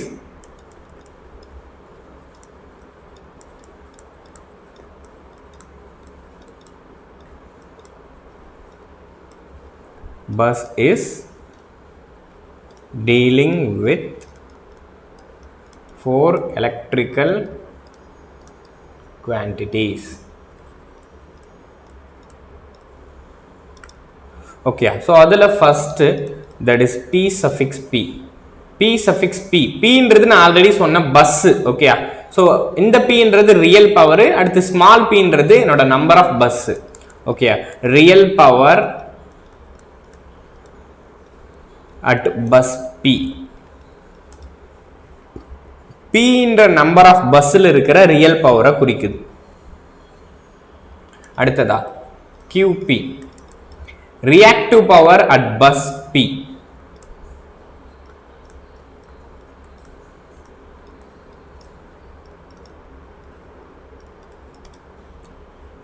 அடுத்ததா Vp, modulus of Vp, voltage magnitude at bus P.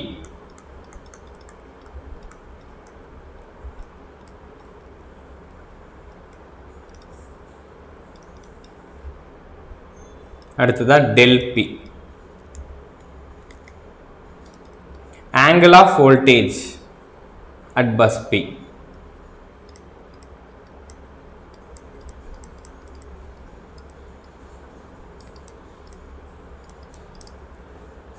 ஓகேங்களா? ஸோ பொதுவாக இந்த 4 எலக்ட்ரிக்கல் குவான்டிட்டிஸை தான் நம்ம டீல் பண்ண போகிறோம். ஸோ எப்பவுமே இந்த 4 எலக்ட்ரிக்கல் குவான்டிட்டிஸுமே நமக்கு தெரிஞ்சிருக்குமா அப்படின்னு சொல்லி பார்த்தா தெரியாது. ஸோ ஒரு 2 எலக்ட்ரிக்கல் குவான்டிட்டிஸ் நமக்கு தெரிஞ்சிருக்கும். அடுத்ததான் அந்த அடுத்த 2 எலக்ட்ரிக்கல் குவான்டிட்டிஸை பொறுத்த வரைக்கும் அது நமக்கு தெரியாமல் இருக்கும். ஸோ அந்த எலக்ட்ரிக்கல் குவான்டிட்டியை தான் நம்ம அட்மிட்டன்ஸ் ஃபார்ம் ஆஃப் நெட்வொர்க்கை யூஸ் பண்ணி ஃபைண்ட் அவுட் பண்ண போகிறோம். ஓகே, ஸோ இப்போ அதை எழுதலாம்.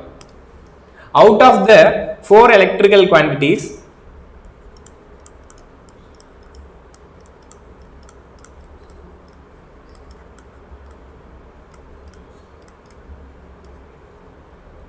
two of them are specified.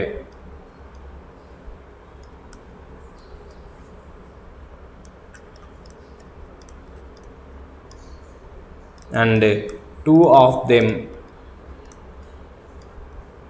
are unspecified. So ரெண்டு ஸ்பெசிஃபை பண்ணியிருப்பாங்க, ரெண்டு அன்ஸ்பெசிஃபை சொல்லியிருக்க மாட்டாங்க. ரெண்டு சொல்லியிருப்பாங்க, ரெண்டு சொல்லியிருக்க மாட்டாங்க. அடுத்ததா the unspecified quantities, the unspecified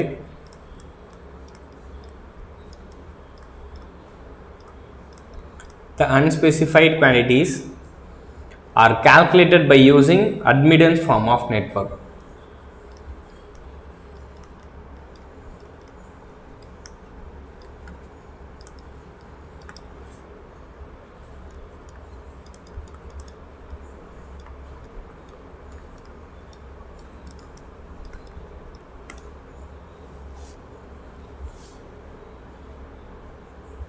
ஓகேங்களா? இப்போ நம்ம என்ன பண்றோம்னா, இங்க கொடுத்துருக்கிற இந்த 4 குவான்டிட்டிஸ் இருக்குல்லப்பா, இந்த 4 குவான்டிட்டிஸை நம்ம என்ன பண்ண போறோம்னா, இந்த 4 குவான்டிட்டிஸை ஸ்பிளிட் பண்ண போறோம். அதாவது என்ன பண்ண போறோம்னா, கிளாசிஃபை பண்ண போறோம். ஓகேங்களா?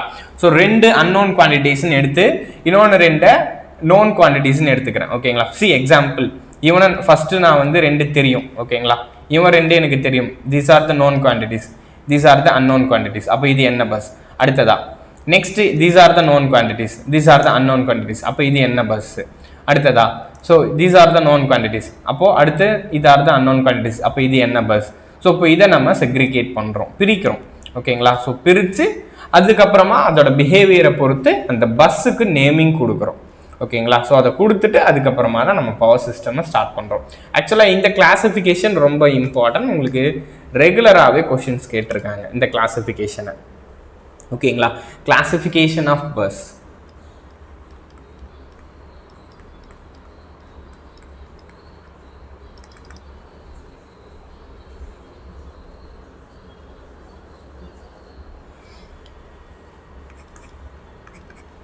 ஸோ இந்த சைடில் என்னோட bus name,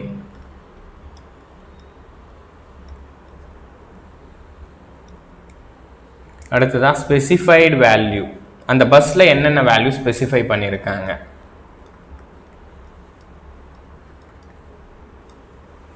next unspecified value.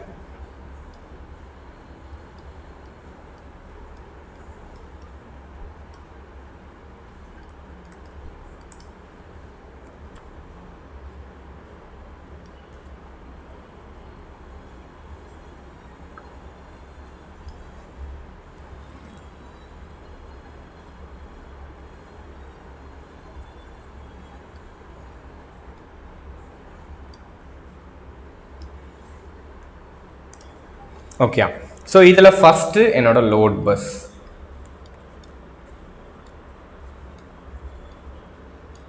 ஓகேங்களா? என்னோட லோட் பஸ். ஸோ லோட் பஸ்ஸை பொறுத்த வரைக்கும் சரி, என்னோட பவர் சிஸ்டமில் நம்ம பவர் சிஸ்டமில் யார் ரொம்ப அதிகமாக இருக்கா? என்னோட ஜெனரேட்டர் அதிகமாக இருக்கா? என்னோட லோட்ஸ் அதிகமாக இருக்கா? ஸோ நீங்கள் பார்த்தீங்கன்னா நம்ம power system is dominant with load bus only. Okay, N power சிஸ்டமில் யார் ரொம்ப அதிகமாக இருப்பான்னா லோட்ஸ் தான் அதிகமாக இருக்கும். ஸோ தேர்ஃபோர் லோட் பஸ் தான் எப்பவுமே பவர் சிஸ்டமில் அதிகமாக இருக்கும். ஓகே, ஸோ லோட் பஸ்ஸை பொறுத்த வரைக்கும் என்னோட லோடு என்ன சார் எடுத்துக்கும்? லோடு பொதுவாக என்ன எடுத்துக்கும்? லோடு எப்பவுமே அது வந்து இப்போ அந்த லோடு ஒரு இண்டக்ஷன் மோட்டராக எடுத்துக்குங்கப்பா. ஓகே, அந்த லோடு ஒரு இண்டக்ஷன் மோட்டார் எடுத்துக்கிட்டிங்கன்னா அந்த இண்டக்ஷன் மோட்டார் அதை ஒர்க் பண்ணுறதுக்காக ஒரு மேக்னெட்டிக் மீடியம் வேணும். ஸோ மேக்னெட்டிக் மீடியமை கிரியேட் பண்ணுறதுக்காக அது ஒரு ரியாக்டிவ் பவரை அப்சர்வ் பண்ணிக்கும். அடுத்ததா நெக்ஸ்ட், இப்போ அந்த இண்டக்ஷன் மெஷின் வந்து ரொட்டேட் ஆகணும்ல, அப்போ அது ரொட்டேட் ஆகணும்னா அதுக்கு என்ன பவர் வேணும்? ஆக்டிவ் பவர் வேணும். ஸோ அப்போ அந்த ஆக்டிவ் பவர் வேணும்ல, அப்போ ஆக்டிவ் பவரை எடுத்துக்கும். ரொட்டேட் ஆகிறதுக்காக ஆக்டிவ் பவரையும், ஸோ மேக்னெட்டிக் மீடியம் அது கிரியேட் பண்ணுறதுக்காக ரியாக்டிவ் பவரும் எடுத்துக்கும். ஓகேங்களா? அப்போ ஃபர்ஸ்ட் என்னோட லோட் பஸ். ஓகே, ஸோ இது என்ன பண்ணும்பா? அப்போ லோட் பஸ்னா நமக்கு தெரியும், இந்த லோடோட ப்ராப்பர்ட்டி தான், it absorbs fixed real and reactive power. It can observe.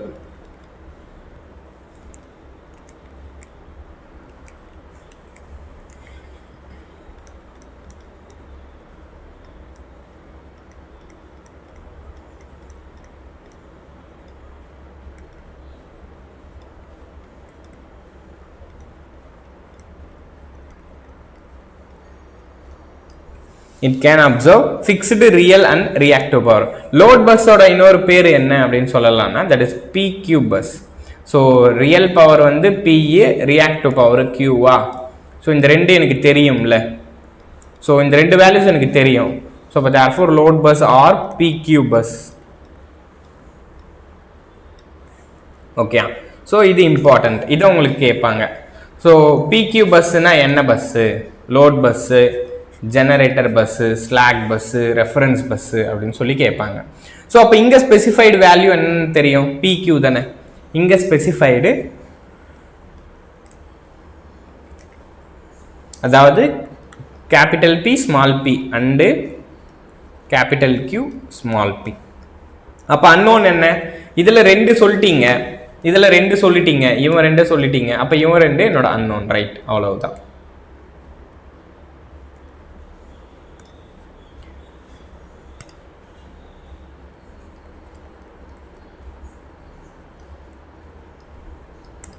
ஓகேங்களா? So next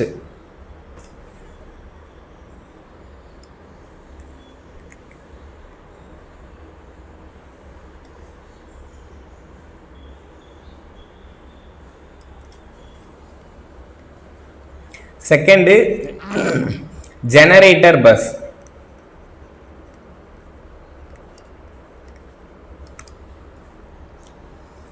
ஓகேங்களா? சோ என்னோட ஜெனரேட்டர் பஸ்ஸை பொறுத்த வரைக்கும் சோ என்னப்பா நம்ம ரெப்ரசன்ட் பண்றோம்? இட் கேன் சப்ளை ஃபிக்ஸ்டு, அது அப்சர்வ்னு நான் சொன்னேன்னா இங்க பாருங்க, என்னோட லோட் பஸ்ஸை பொறுத்த வரைக்கும் என்ன பண்ணிருக்கும்? இட் அப்சர்வ்ஸா. ஆனா இது என்ன பண்ணும்? Yes, it supply. கரெக்டா? ஜெனரேட்டர் பஸ்ஸை பொறுத்த வரைக்கும் இட் கேன் சப்ளை.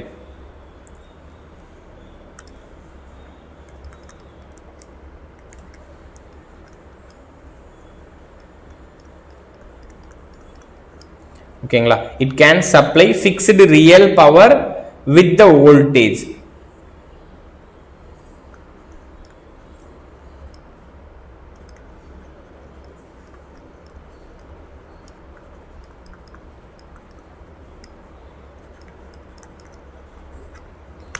ஆக்சுவலா என்ன பண்ணோம்னா ஒரு வோல்டேஜ் நம்ம மெயின்டைன் பண்ணோம். என் ஜெனரேட்டரை பொறுத்த வரைக்கும் ஒரு வோல்டேஜை மெயின்டைன் பண்ணோம். இங்க நீங்க வெறும் ரியாக்டிவ் பவர்னு சொல்லக்கூடாது, ஃபிக்ஸ்டு ரியாக்டிவ் பவரை கொடுக்காது, அது ஒரு வோல்டேஜை எனக்கு மெயின்டைன் பண்ணுது. கிளியரா? அதனால இது நம்ம என்னதான் சொல்லணும் அப்படின்னு சொல்லி பார்த்தீங்கன்னா திஸ் இஸ் பிவி பஸ் தான். ஓகேங்களா? It maintaining the fixed voltage, therefore it is PV bus. அடுத்த இதுல நோன் வேல்யூ நமக்கு தெரியும், that is P suffix P and V suffix P. So இப்போ என்னோட அன்ஸ்பெசிஃபைடு வேல்யூ என்னப்பா? தட் இஸ் டெல் பி, இல்லை கியூ இருக்குல்ல, so Q P and del P. கிளியரா? Q and del. ஸோ அந்த பின்றது சஃபிக்ஸ் தான், அது பஸ்ஸை ரெப்ரசென்ட் பண்ற ஒரு வார்த்தை தான். ஸோ தேர்ட் பஸ் ஸ்லாக் பஸ்ன்னு சொல்லுவோம். ஓகே, இந்த பஸ் நம்ம பார்ப்போம். ஸ்லாக் பஸ் கண்டிப்பா நமக்கு வேணுமா? ஸ்லாக் பஸ் ஒரு சில இடத்துல நம்ம ரெஃபரன்ஸ் பஸ், ஸோ இல்லைன்னா ஆர் ஃப்ளோட்டிங் பஸ்ன்னு கூட சொல்லுவோம்.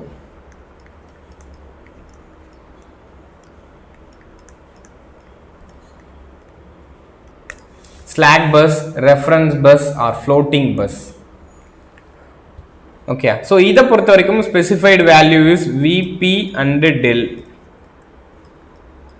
இதுல அன்ஸ்பெசிஃபைடு வேல்யூ பியும் கியூவும். ஸோ அடுத்ததா ஃபோர்த்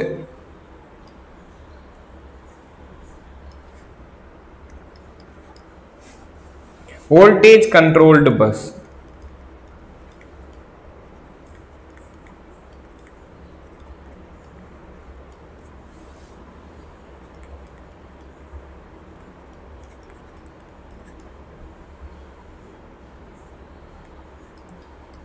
ஓகேங்களா? ஸோ ஆக்சுவலி இந்த ரெண்டு பஸ் இருக்கு பார்த்தீங்களா, இந்த ஸ்லாக் பஸ்ஸும் வோல்டேஜ் கண்ட்ரோல்டு பஸ்ஸும், இதை பற்றி நம்ம பார்ப்போம். ஓகேங்களா? So importance of slack bus என்ன, importance of voltage control bus என்னன்றதை நம்ம பார்ப்போம்.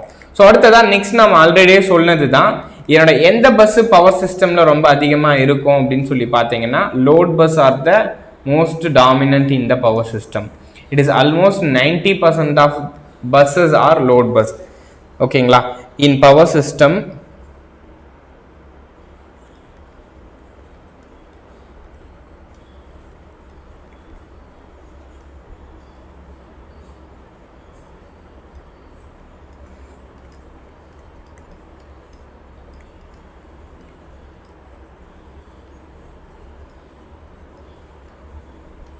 ஓகேங்களா 90% of the buses are load bus 90% இல்லைன்னா அதுக்கு மேலே கூட இருக்கும் அடுத்ததா remaining around 10% are generator bus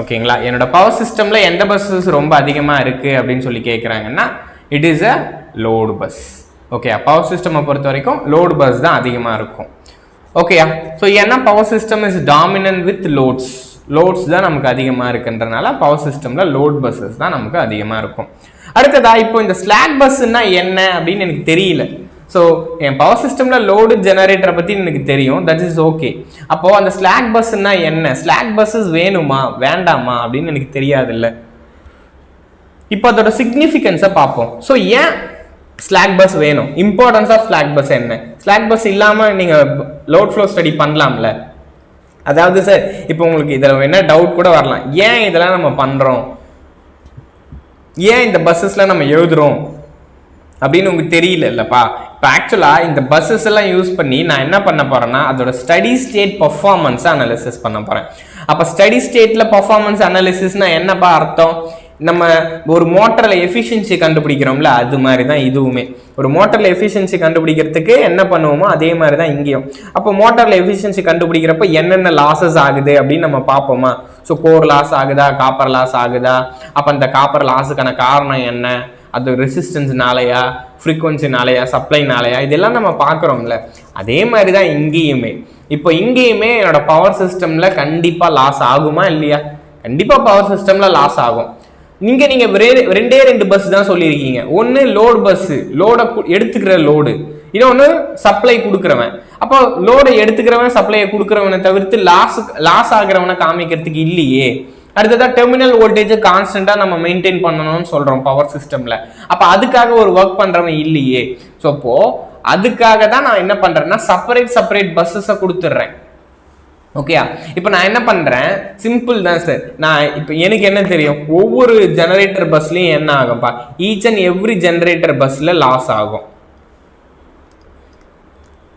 கரெக்டா ஸோ என்கிட்ட ஒரு 100 ஜென்ரேட்டர் இருக்குன்னு வச்சுக்கோங்களேன் 100 ஜென்ரேட்டரை எனக்கு சம்வாட் லாஸை ப்ரொடியூஸ் பண்ணுது அப்போ நான் 100 ஜெனரேட்டர்லையும் தனித்தனியாக போய் லாஸஸை கால்குலேட் பண்ணி பவர் சிஸ்டம் படிக்கிறதா இல்லை 100 ஜெனரேட்டர் இருக்கு ஓகேயா அதுல 99 ஜெனரேட்டர் வந்து சப்ளை பண்ணுச்சு ஓகேயா என்னோட சப்ளையை பண்ணுச்சு ஒரு ஜெனரேட்டர் என்ன பண்ணுச்சுன்னா லாஸுக்கு சப்ளை பண்ணுச்சு அவ்வளவுதான் அப்ப இந்த மாதிரி எடுத்துக்கலாம்ல நீங்க தனித்தனியா இண்டிவிஜுவலா ஃபைண்ட் அவுட் பண்றது ரொம்ப மேத்தமெட்டிக்கலி டிஃபிகல்ட் அப்போ மொத்த ஜெனரேட்டர்ல ஒரு ஜெனரேட்டர் மட்டும் லாஸ் சப்ளை பண்ணுச்சு மீதி ஜெனரேட்டர் லோட சப்ளை பண்ணுச்சு அப்படின்னு எடுத்துக்கலாம்ல அப்போ என்னால அதை ஸ்டடி பண்றது ஈஸியா மாறிடுது அப்ப நீங்க லோட் ஃப்ளோ ஸ்டடி எடுத்துக்கிறப்ப ஈஸியா மாறிடுது கரெக்டா சார் ஒருவேளை அந்த ஜெனரேட்டருமே எனக்கு லாஸும் சப்ளை பண்ணலாம் மேபி சப்ளையுமே கொடுக்கலாம் புரியுது தானப்பா லாஸையுமே கொடுக்கும் ஒருவேளை இந்த ஜெனரேட்டரோட கெப்பாசிட்டி இன்னும் அதிகமா இருந்துச்சுன்னா சப்ளையுமே பண்ணும்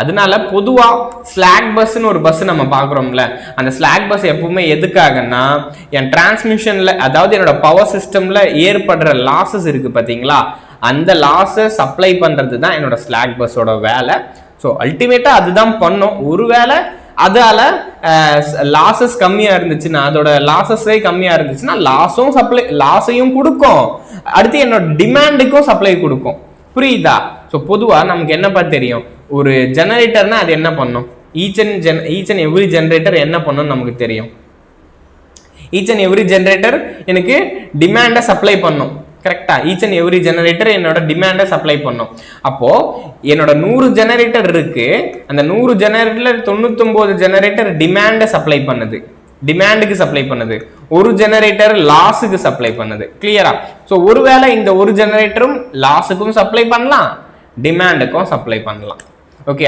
அப்ப இந்த மாதிரி எடுத்துக்கிட்டேன்னா என்னோட டைம் கன்சூமிங் எல்லாமே ரெடியூஸ் ஆகுது அப்போ சிஸ்டம் அனாலிசிஸ் ரொம்ப ஈஸியா மாறுது ஓகேங்களா அண்ட் அகெயின் இப்போ நம்ம என்ன சொன்னோம் இந்த லோட் ஃப்ளோ ஸ்டடி படிக்க போறோம் அப்படின்னு சொன்னாலே நான் இங்க ஒரு பேலன்ஸ்டு சிஸ்டமா இருக்கணும் பேலன்ஸ்டு சிஸ்டமா இருந்தாதான் இதோட ஐட்ரேட்டிவ் மெத்தடை யூஸ் பண்ண முடியும்னு நான் சொல்லியிருக்கேன் பாருங்க load flow studies are conducted assuming it is a balanced three phase system. அப்படி இருந்தாதான் என்னால நெட்வொர்க் ஈக்குவேஷனை டெவலப் பண்ண முடியும். அப்போ ஒரு சிஸ்டம் பேலன்ஸ்டு சிஸ்டமா இருக்கணும்னா என்னப்பா அர்த்தம்? ஒரு சிஸ்டம் வந்து பேலன்ஸ்டு சிஸ்டம். எப்போ ஒரு சிஸ்டம் நம்ம பேலன்ஸ்டு சிஸ்டம்னு சொல்றோம்? ஒரு generator is equivalent to demand plus loss. So this is generation.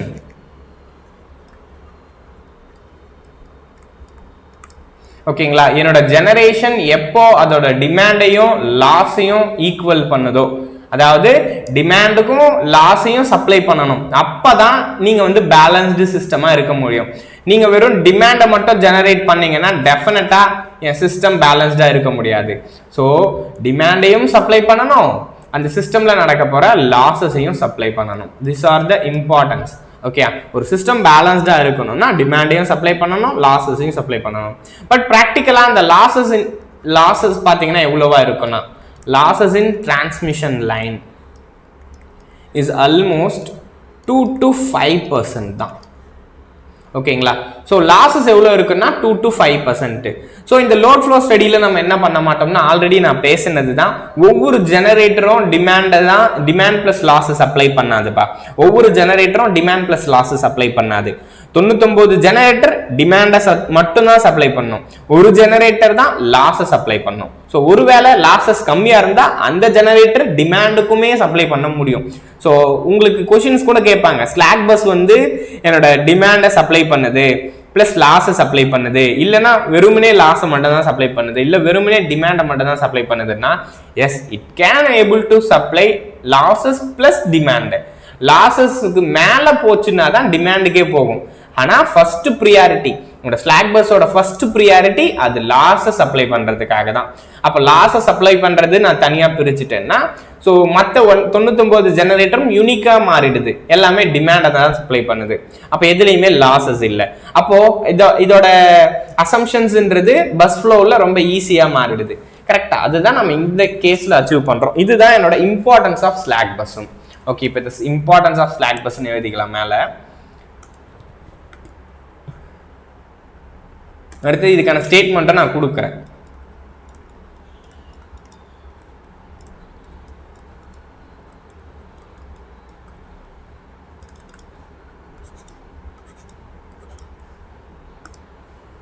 In load flow study, the network equation of each bus can be solved by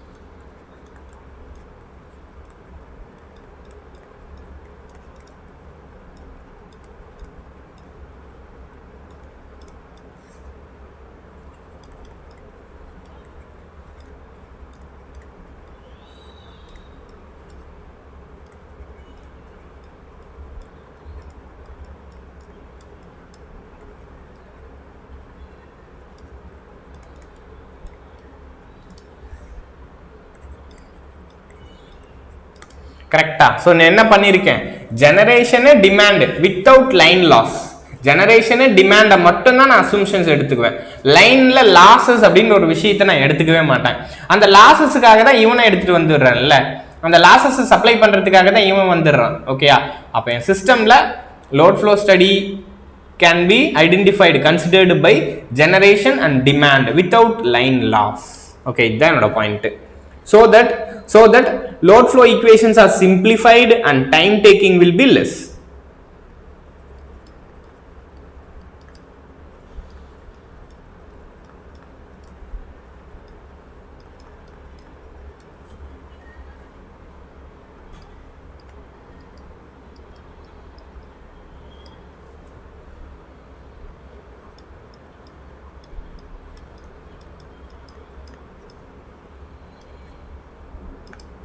So that the load flow equations are simplified. Simple தானே. அப்போ இது மாதிரி பண்றதுனால என் லாஸஸை தனியா பிரிச்சுட்டு ஜெனரேஷனும் டிமாண்டும் மட்டும் தனியா நம்ம அனாலிசிஸ் பண்றதுனால எனக்கு ஈஸியா மாறிடுது, டைம் கன்சூமிங் ரொம்ப கம்மியாடுது. ஸோ என்னோட ஈக்குவேஷனே சிம்பிளா மாறிடுது இது மாதிரி பண்ணா. இது நான் பண்ண மாட்டேன், ஒவ்வொரு ஜெனரேட்டரும் தனித்தனியா லாஸை சப்ளை பண்ணணும், டிமாண்டை சப்ளை பண்ணணும், ஒவ்வொரு ஜெனரேட்டரும் லாஸை சப்ளை பண்ணணும், டிமாண்டை சப்ளை பண்ணணும்னா கண்டிப்பா என்னோட சொல்யூஷன்ன்றது ஈஸி ஆகாது, காம்ப்ளெக்ஸா தான் மாறும். ஓகே, ஸோ அப்போ ஒரு சிஸ்டமை ஈஸியா டிசைன் பண்றது தான்ப்பா இந்த லோட் ஃப்ளோ ஸ்டடீஸோட ஒரு ஒர்க்கு. இப்போ இதுக்காக தான் இந்த பஸ்ன்ற ஒரு கான்செப்டே நம்ம கிரியேட் பண்ணோம். இந்த ஸ்லாக் பஸ்ன்ற ஒரு கான்செப்ட் ஏன் வருதுன்னா, ஸ்லாக் பஸ் எப்பவுமே லாஸ் ப்ரொடியூஸ் பண்றதுக்காக தான் அப்படின்னு நம்ம எடுத்துட்டு வரோம். Okay, so that's it. அடுத்ததா இப்போ எழுதணும். therefore அப்ப என்ன பண்ணணும்ப்பா, இந்த லாஸஸ் நம்ம சப்ளை பண்ணணும்ல. therefore the losses are supplied by the slack bus.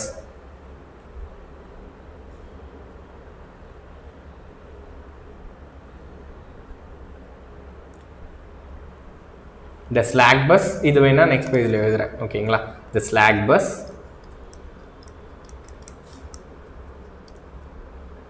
can supply entire loss. அந்த மொத்த மெஷின், அந்த மொத்த பவர் சிஸ்டமோட லாஸை இந்த ஸ்லாக் பஸ் தான் கொடுக்குது.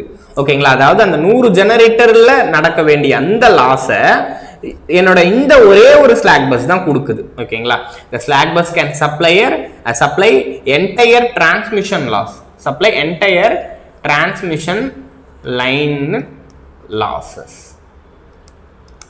and also, so நான் ஆல்ரெடி கூட சொல்லியிருக்கேன், இந்த லாஸஸை மட்டும் தான் பண்ணுமான்னா and also it can supply the demand.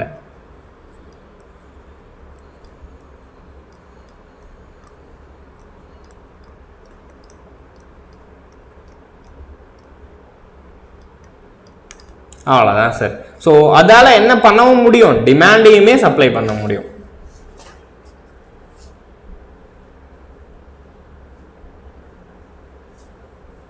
Okay, டிமாண்டையுமே supply பண்ண முடியும். அடுத்ததா சார், இப்போ என் பவர் சிஸ்டம்ல நம்பர் ஆஃப் பஸ்ஸஸ் ரொம்ப அதிகமா இருக்கு. ஸோ இப்போ நம்பர் ஆஃப் பஸ்ஸஸ் ரொம்ப அதிகமா இருக்கு, அப்போ என்னோட கால்குலேஷனை நீங்க ஸ்டார்ட் பண்ணணும். அப்போ கால்குலேஷனை ஸ்டார்ட் பண்றப்போ எங்கிருந்து ஸ்டார்ட் பண்ணலாம்னா என்னோட ஸ்லாக் பஸ்ல இருந்து நீங்க ஸ்டார்ட் பண்ணலாம். ஓகே, ஸோ அதனால ஸ்லாக் பஸ்ஸை நீங்க என்னன்னு சொல்லலாம்னா ரெஃபரன்ஸ் பஸ்ன்னு சொல்லலாம். ஓகேங்களா, here in the system number of buses are more, in the system having more number of buses, when the system having more number of buses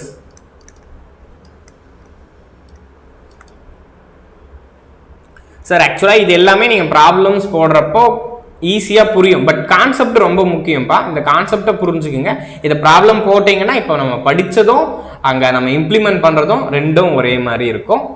okay, இது ஒரு ஐட்ரேஷன் தான்ப்பா. இந்த ப்ரொசீஜரில் நம்ம பண்றோம், ஒரு சொல்யூஷனை கொடுக்கணும், அதுக்காக சில ஸ்டடி பண்றோம். அதுதான் இந்த லோட் ஃப்ளோ ஸ்டடியே. Okay, when the system having more number of buses, the calculation begin from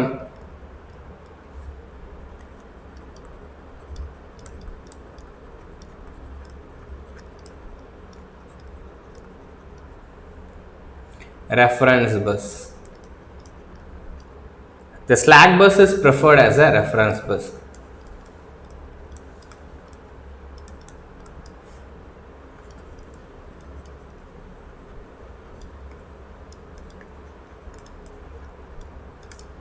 slack bus தான் நம்ம என்னன்னு சொல்றோம்னா ரெஃபரன்ஸ் பஸ் அப்படின்னு சொல்றோம்.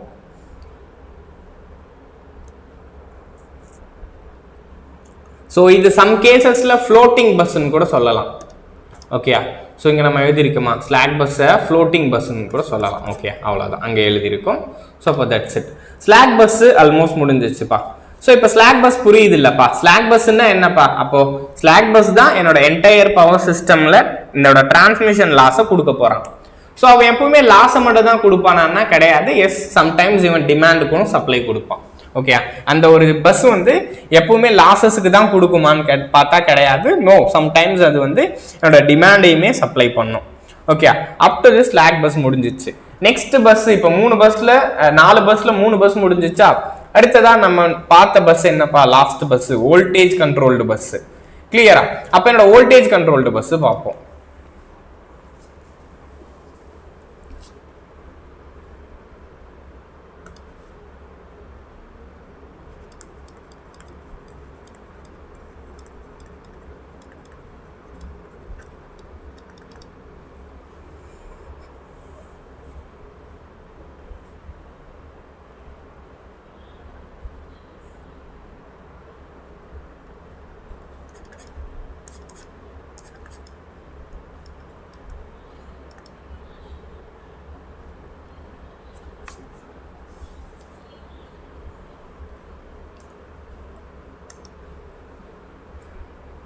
ஸோ இந்த வோல்டேஜ் கண்ட்ரோல்டு பஸ்ன்றது இது புதுசு கிடையாது. ஓகேங்களா?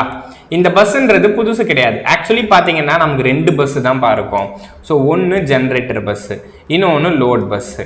ஓகே, இந்த ஒரு ஜெனரேட்டர் பஸ்ஸு தான் நான் என்னவா பிரிக்கிறேன்னா ஜென் பஸ்ஸு ப்ளஸ் ஸ்லாக் பஸ்ஸுன்னு பிரிக்கிறேன். ஸோ ஜென் பஸ்ஸுன்னா டிமாண்டை மட்டும் சப்ளை பண்ணுறதை நான் பிரிக்கிறேன். ஆக்சுவலாக ஸ்லாக் பஸ்ன்றது என்ன, அதுவுமே ஒரு ஜெனரேட்டர் பஸ் தான்.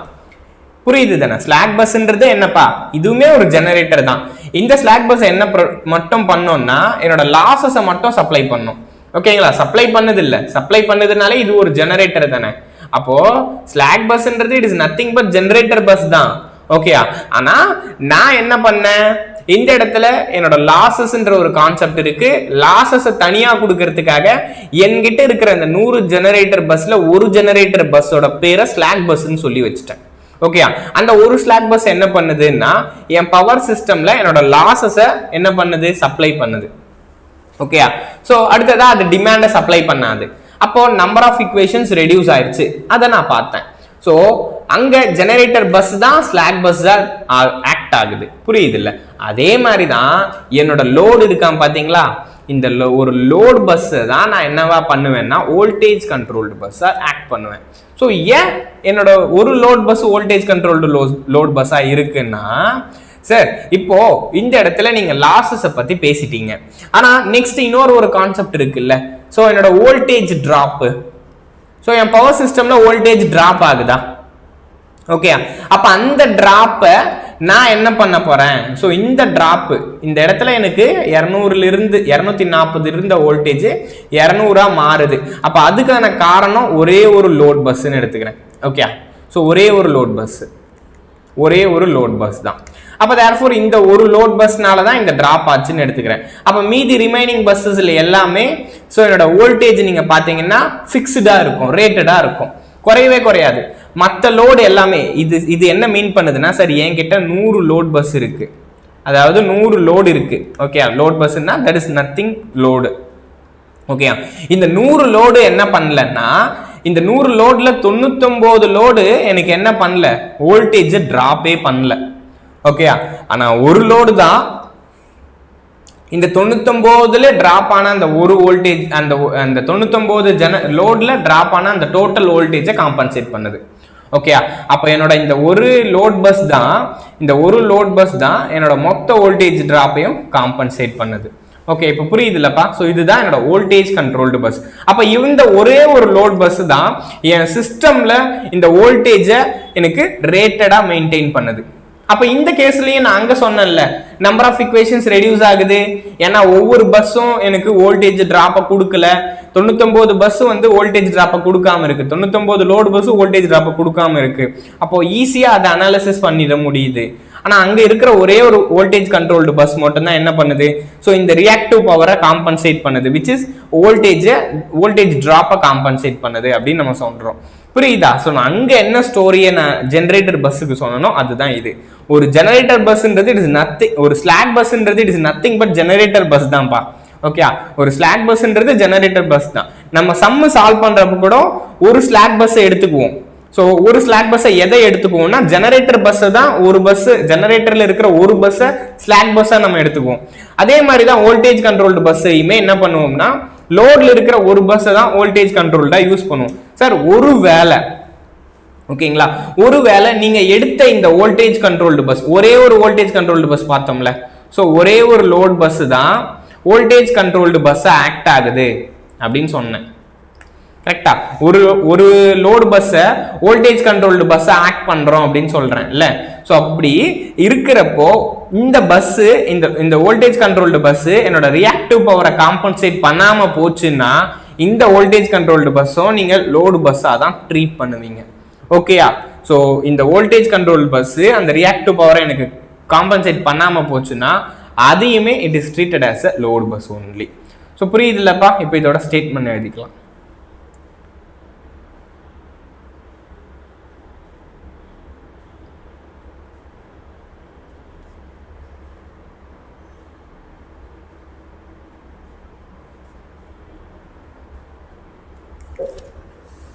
ஓகேங்களா? அட் எனி லோட் பஸ், இப்போ வோல்டேஜ் கண்ட்ரோல் பஸ் எழுதுறேன். At any load bus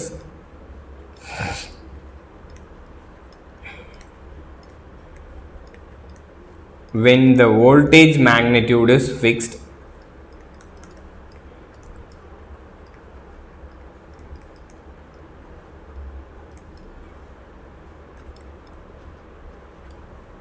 by controlling the reactive power,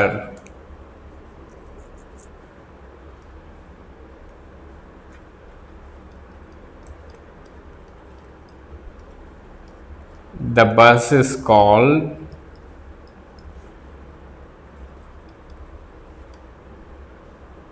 as voltage controlled bus.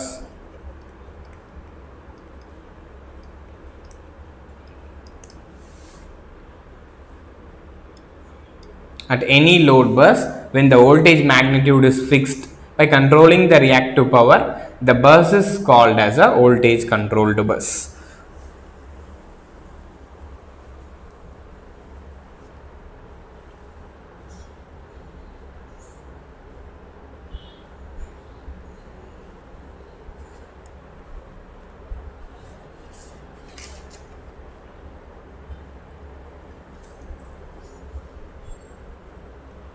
ஓகேங்களா? ஸோ இப்போ இந்த 4 பஸ் உங்களுக்கு புரிஞ்சிச்சு இல்லப்பா?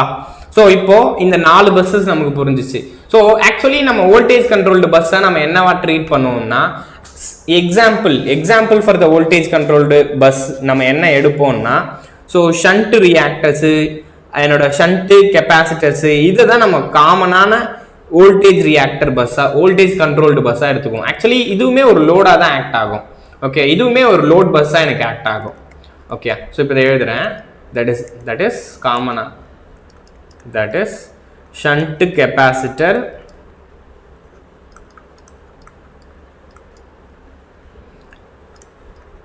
Shunt inductor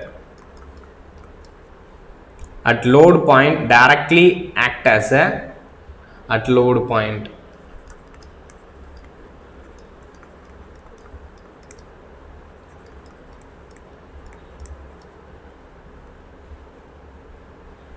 called external device.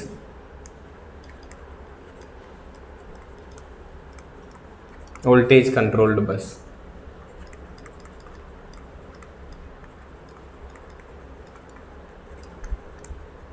So இந்த வோல்டேஜ் கண்ட்ரோல் பண்றதுக்காக நம்ம எய்தர் ஷண்ட் ரியாக்டர்ஸையோ ஸோ இல்லைன்னா ஷண்ட் இண்டக்டர்ஸையோ நம்ம யூஸ் பண்ணலாம்.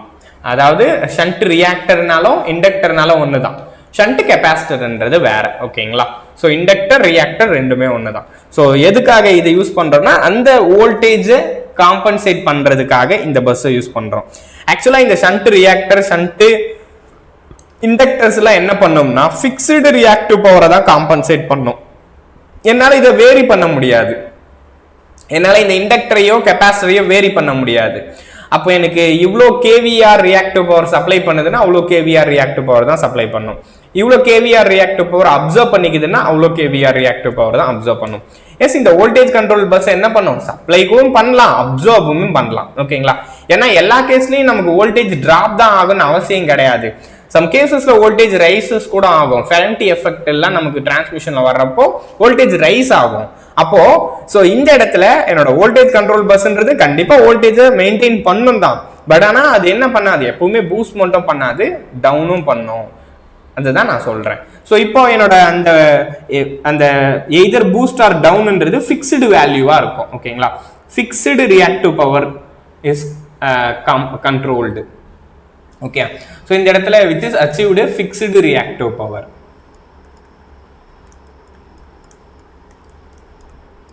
Control. ஓகேங்களா? so variable reactive power கிடையாது, fixed reactive power control இது. so up to this புரியுதாப்பா? so next அப்போ இவனோட மேட்ரிக்ஸ் நம்ம வரையலாமா?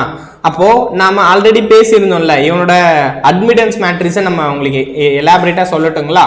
so இப்போ நெக்ஸ்ட் அட்மிட்டன்ஸ் மேட்ரிக்ஸ் போலாம். ஓகேயா? அடுத்ததா அட்மிட்டன்ஸ் மேட்ரிக்ஸ் நெட்வொர்க் ஈக்குவேஷன். இதுக்காக நான் என்ன பண்ண போறேன்னா ஜஸ்ட் ஒரு பவர் சிஸ்டம்னா எடுத்துக்கிறேன். அந்த பவர் சிஸ்டமை எடுத்துட்டு அதுல இருந்து என்னோட y மேட்ரிக்ஸை நான் உங்களுக்கு டெரைவ் பண்ணி காமிக்கிறேன். ஓகேங்களா? ஜஸ்ட் அதை மட்டும் டெரைவ் பண்ணிட்டா இன்னைக்கு முடிஞ்சிடும். அடுத்ததான் நாளைக்கு நம்ம அதை யூஸ் பண்ணி சில ப்ராப்ளம்ஸும், அதை யூஸ் பண்ணி ஷண்ட் எலமெண்ட், சீரியஸ் எலமெண்ட்னா என்ன, self inductance, mutual inductance, self linkage, இந்த மாதிரி நிறைய கான்செப்ட்ஸ் இருக்கும், டயகனல் எலமெண்ட்ஸ்ன்னு சொல்லிட்டு அதெல்லாம் நம்ம நாளைக்கு பார்த்துக்கலாம். ஸோ இப்போதைக்கு இந்த பஸ் அட்மிட்டன்ஸ் நெட்வொர்க் ஈக்குவேஷனை ஃப்ரேம் பண்ணதுக்கு பார்ப்போம். ஸோ ரிமைனிங் நம்ம நாளைக்கு செஷனில் பார்த்துக்கலாம். ஓகே, அடுத்ததான் next so bus admittance network equation.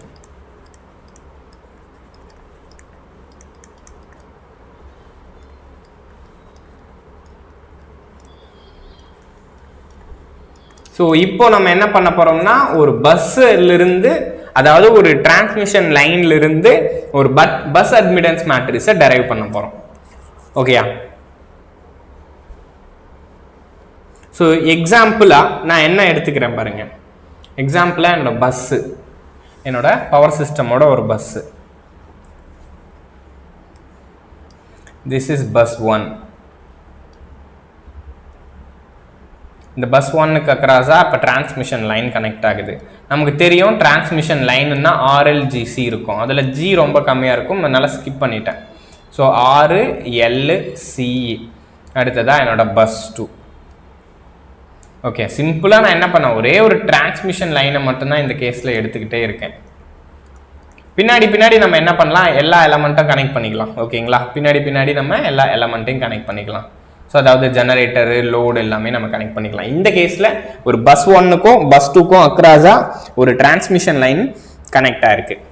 Okay, so இப்போ இந்த டிரான்ஸ்மிஷன் லைனை பொறுத்த வரைக்கும் நம்ம கிளாஸ்ல பார்ப்போம் சார், ஒவ்வொரு எலமெண்ட்லையுமே என்னென்ன இது இருக்கு, அதாவது ஷண்ட் எலமெண்ட், சீரியஸ் எலமெண்ட் நம்ம சொல்லுவோம்ப்பா. அதாவது இருங்க ஒரு நிமிஷம் நான் சொல்றேன். ஒவ்வொரு நெட்வொர்க்லையுமே ஓகேங்களா? ஸோ இப்போ ஒரு எக்யூப்மெண்ட்னு எடுத்துக்கிறேன். So transmission line, transformer, synchronous machine, synchronous motor, so அடுத்ததா இண்டக்டர், கெப்பாசிட்டர்ஸ், இது எல்லாமே என்னப்பா, தீஸ் ஆர் த எக்யூப்மெண்ட். இது ஒரு எக்யூப்மெண்ட், பவர் சிஸ்டம்ல இருக்கிற ஒரு எக்யூப்மெண்ட். அப்ப இந்த ஒவ்வொரு எக்யூப்மெண்ட்டையுமே இந்த எக்யூப்மெண்ட்ல ஷண்ட் எலமெண்ட் இருக்கு, இந்த எக்யூப்மெண்ட்ல சீரியஸ் எலமெண்ட் இருக்கு அப்படின்றத நம்ம பார்ப்போம். ஓகே, ஒரு சில எலமெண்ட்ல ஷண்ட் இருக்கும், ஒரு சில எக்யூப்மெண்ட்ல ஷண்ட் எலமெண்ட் இருக்கும், ஒரு சில எக்யூப்மெண்ட்ல சீரியஸ் எலமெண்ட் இருக்கும். ஸோ அதெல்லாம் நம்ம இப்ப பார்ப்போம். ஃபர்ஸ்ட் அந்த ஷண்ட் எலமெண்ட்னா என்ன, சீரியஸ் எலமெண்ட்னா என்னன்னு சொல்றேன். இங்க எக்யூப்மெண்ட்ன்றது புரியுது இல்ல, டிரான்ஸ்ஃபார்மரு, என்னோட டிரான்ஸ்மிஷன் லைனு, நெக்ஸ்ட் என்னோட சிங்க்ரனஸ் மோட்டார், சிங்க்ரனஸ் மிஷின் எல்லாமே எக்யூப்மெண்ட்னு சொல்றோம். ஓகேங்களா? என் பவர் சிஸ்டம்ல யூஸ் ஆகிற ஒரு எக்யூப்மெண்ட்ஸ். அப்ப அந்த ஒவ்வொரு எக்யூப்மெண்ட்ஸ்க்குமே எய்தர் ஷண்ட் எலமெண்ட்டும் இருக்கலாம், சீரியஸ் எலமெண்ட்டும் இருக்கலாம். ஓகேங்களா? ஷண்ட் எலமெண்ட்னா என்னன்னா, ஓகேங்களா, ஏதாச்சும் ஒரு potential it is connected to the கிரவுண்டோட கனெக்ட் ஆகுதுன்னு வச்சுக்கோங்களேன், விச் இஸ் ஷண்ட் தான். ஓகே, ஸோ இப்போ பாருங்க, ஒரு பவர் போயிட்டு இருக்கு, அது சடனா போய் கிரவுண்ட்ல கனெக்ட் பண்றேன். This is 0 volt. ஸோ இங்க 220 வோல்ட். அப்போ இந்த கனெக்ஷனுக்கு பேரு தான் ஷண்ட் கனெக்ஷன். கிளியரா? அந்த மாதிரி 0 கூட கனெக்ட் ஆயிருந்துச்சுன்னா டெஃபினட்டா அது பேரு ஷண்ட் எலமெண்ட்.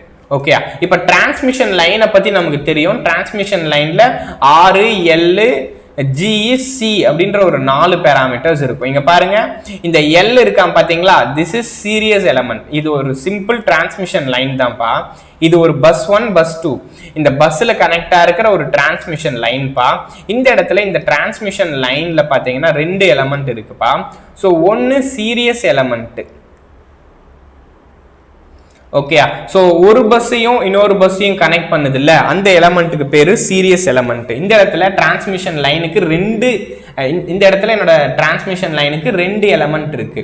ஒன்னு சீரியஸ் எலமெண்ட், இன்னொன்னு என்னப்பா இங்க பாருங்க. ஆல்ரெடி நான் சொன்னேன், ஏதோ ஒரு பொட்டன்ஷியலோட 0 வோல்ட் கனெக்ட் ஆகுது, கிரவுண்டை கனெக்ட் பண்ணுதுன்னா டெஃபினட்டா அந்த எலமெண்ட்டுக்கு பேரு ஷண்ட் எலமெண்ட். ஸோ டிரான்ஸ்மிஷன் லைன்ல நமக்கு ரெண்டு எலமெண்ட் இருக்கும். ஓகேங்களா? அதே மாதிரி தான் டிரான்ஸ்ஃபார்மர்லையும் நமக்கு ரெண்டு எலமெண்ட் இருக்கும். சிங்க்ரனஸ் மோட்டாரு, சிங்க்ரனஸ் ஜெனரேட்டரு, ஸோ அதுலலாம் நமக்கு எத்தனை எலமெண்ட் இருக்குன்னா ஒரு எலமெண்ட் தான் இருக்கும். ஓகேங்களா? இதெல்லாம் பின்னாடி பார்ப்போம். இங்கே ஜஸ்ட் டிரான்ஸ்மிஷன் லைனுக்கு மட்டும்தான் பார்க்குறோம். ஸோ இப்போ டிரான்ஸ்மிஷன் லைனில் ரெண்டு எலமெண்ட் இருக்கு. Transmission line one is shunt element, இன்னொன்று another one is series element. ஓகேங்களா? ஸோ இதில் ரெண்டு எலமெண்ட் இருக்கு, புரியுதா? திஸ் இஸ் ஷண்ட் எலமெண்ட், இது என்னோட சீரியஸ், இந்த கெப்பாசிட்டர் இருக்குல்ல அது ஷண்ட் எலமெண்ட், அடுத்தது என்னோட சீரியஸ் எலமெண்ட். அடுத்ததா இப்போ இந்த டிரான்ஸ்மிஷன் லைன் பாருங்களேன், எந்த மாதிரி இருக்குப்பா? This is bus 1, next resistance, inductance, அடுத்ததா பஸ் 2. ஸோ நெக்ஸ்ட் இங்கே என்ன இருக்கு? கெப்பாசிட்டன்ஸ் கனெக்டாக இருக்கா? ஸோ இப்போ இந்த network is equivalent to T network மாதிரி இருக்கா பாருங்க. இந்த நெட்வொர்க் மாடல் பாருங்க, இந்த நெட்வொர்க் மாடலை பார்த்தீங்கன்னா it is similar to the T network model. அப்போ இது டி நெட்வொர்க் மாடலா இருக்கிறப்போ இதுல எத்தனை பஸ்ஸஸ் நமக்கு தேவைப்படும்? ஒரு நெட்வொர்க் வந்து டி நெட்வொர்க் மாடலா இருந்துச்சுன்னா அதுல எத்தனை பஸ்ஸஸ் நமக்கு தேவைப்படும் அப்படின்னு கேட்பாங்க. ஓகே, இந்த டி நெட்வொர்க் மாடலா இருக்கிறப்ப என்ன பண்ணுவோம்? இந்த இண்டக்டரை ரெண்டா ஸ்பிளிட் பண்ணணும். ஓகே, ஸோ இது L/2, அடுத்த L/2, அடுத்த L/2, அடுத்ததா நெக்ஸ்ட் இங்க என்ன இருக்காம்பா? This is C. ஓகே, இப்போ பாருங்க இதுல எத்தனை பஸ் இருக்கு? இது என்னோட பஸ் 1. ஓகே, இங்க இருக்கான் பாருங்க, இந்த பாயிண்ட் இஸ் பஸ் 2, இந்த பாயிண்ட் பாத்தீங்கன்னா பஸ் 3, இந்த பாயிண்ட் பாத்தீங்கன்னா பஸ் 4. இதர் இந்த பஸ் 4 நீங்க ரெஃபரன்ஸ் பஸ்ன்னு எடுத்துக்கிட்டீங்கன்னா கூட, ஸோ டோட்டலா இது இல்லாம எனக்கு 3 பஸ்ஸஸ் இருக்கு. ஓகே, ஒரு நெட்வொர்க்கை நீங்க டி நெட்வொர்க் மாடலா டிசைன் பண்ணீங்கன்னா உங்களுக்கு 4 பஸ்ஸஸ் தேவைப்படும். ஓகே சார், இதையே நீங்க பை நெட்வொர்க்கா கன்வெர்ட் பண்ணீங்கன்னு வச்சுக்கோங்களேன், ஈவன் டி நெட்வொர்க்கா. ஸோ இதை நீங்க ஈக்குவலன்ட் பை நெட்வொர்க்கா கன்வெர்ட் பண்றேன். ஸோ இதை ஈக்குவலன்ட் பை நெட்வொர்க்கா கன்வெர்ட் பண்றேன், இதோட பை நெட்வொர்க்.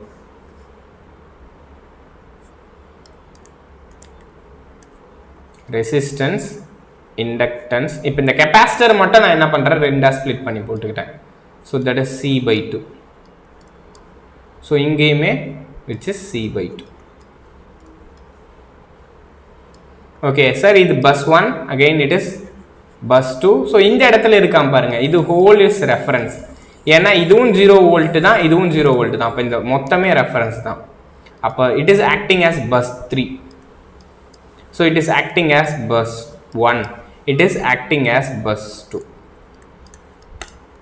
ஸோ இப்போ பார்த்தீங்களா, அப்போ நான் வந்து முன்ன உங்களுக்கு டிரான்ஸ்மிஷன் அந்த ஃபால்ட்டில் சம் சால்வ் பண்ணியிருப்பேன் பாருங்க. அந்த ஃபால்ட்டில் சம் சால்வ் பண்ணுறப்போ நான் என்ன பண்ணியிருப்பேன்னா பை நெட்வொர்க்காக தான் கன்வெர்ட் பண்ணியிருப்பேன். ஓகே, ஸோ ஏன் பை நெட்வொர்க்கை கன்வெர்ட் பண்ணுறேன்னா number of buses to be solved வந்து ரெடியூஸ் ஆகுது. புரியுதா? இங்க பாருங்க 4 buses. when it is T நெட்வொர்க்கா இருக்கிறப்போ 4 பஸ்ஸஸ் தேவைப்படுது. So when it is pi நெட்வொர்க்கா இருக்கிறப்போ 3 பஸ்ஸஸ் தேவைப்படுது. அப்போ therefore எதுப்பா பெனிஃபிட்? நம்பர் ஆஃப் பஸ்ஸஸ் குறையுது இல்ல. அப்போ நம்ம இந்த பவர் சிஸ்டம்ல பை நெட்வொர்க் பேசிஸ்ல தான் நம்ம கால்குலேட் பண்றோம். ஓகே, அடுத்ததா இந்த ஸ்டேட்மெண்ட் எழுதிக்குவோம். எப்பவுமே இதனாலதான் பை நெட்வொர்க் மாடல்ல நான் டெரைவ் பண்ணுவேன். ஓகே, பை நெட்வொர்க் மாடல்ல நான் போனேன்னா number of buses required will be reduced. கரெக்டா? அப்போ நம்பர் ஆஃப் மெமரி தேவைப்படுது இல்ல, மெமரி ரெடியூஸ்டு. இதுதான் advantage when it is pi நெட்வொர்க்கா இருக்கிறப்போ. ஓகே, இப்போ இதுக்கான statement, there are 2 symmetrical network models. One is T network model, another one is pi network model. There are 2 symmetrical network models.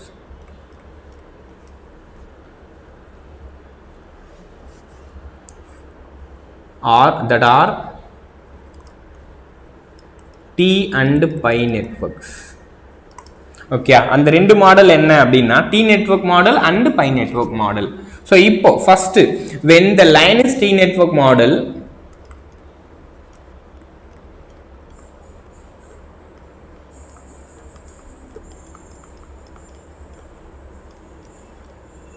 ஓகேங்களா, when the line is T network model, one extra bus is required to create the system.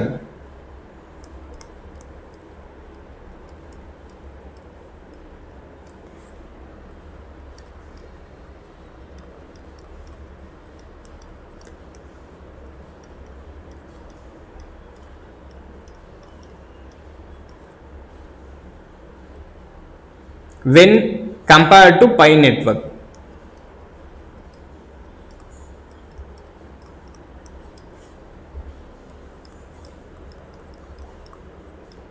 pi network model,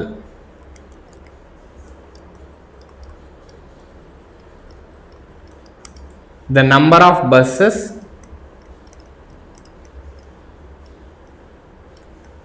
remains same.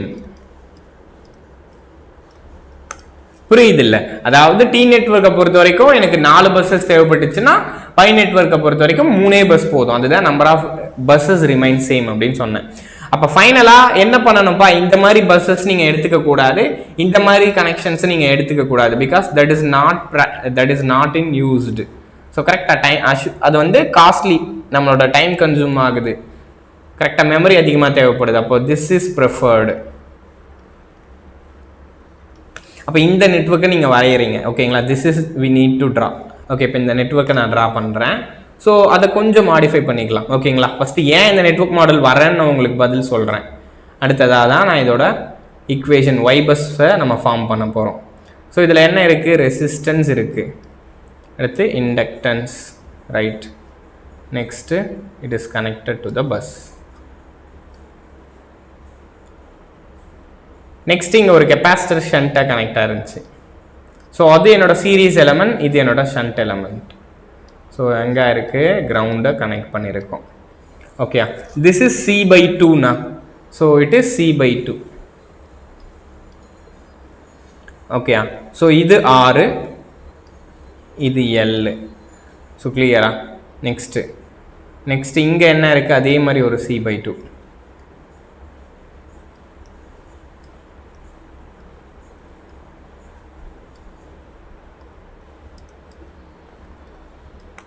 Okay, அடுத்ததா இவனோட admittance sir, இவனோட admittance serious அட்மிட்டன்ஸை பொறுத்த வரைக்கும் நம்ம Z1 அப்படின்னு எழுதுவோம்.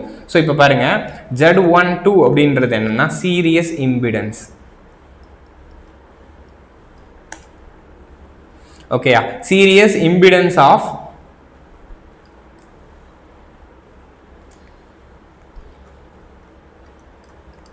Transmission line 1 and 2. அதாவது இது என்னோட டிரான்ஸ்மிஷன் லைன் 1பா, இது என்னோட டிரான்ஸ்மிஷன் லைன், அதாவது பஸ் 1 and பஸ் 2 சிம்பிளா, ஓகேங்களா. So this is bus 1 and bus 2. Impedance of transmission line between bus 1 and bus 2, ஓகேங்களா. Series impedance of transmission line between bus 1 and bus 2. This is Z12. Sir இவனோட உல்டா என்ன, Y12. Okay, நம்ம எப்பவுமே admittance தான் கண்டுபிடிப்போம். இம்பிடன்ஸ் இருந்தாலும் அட்மிட்டன்ஸை தான் கண்டுபிடிப்போம். ஏன்னா அட்மிட்டன்ஸில் நீங்கள் பண்ணாதான் மெமரி ஸ்பேஸ் ரொம்ப கம்மியாக மாறும்.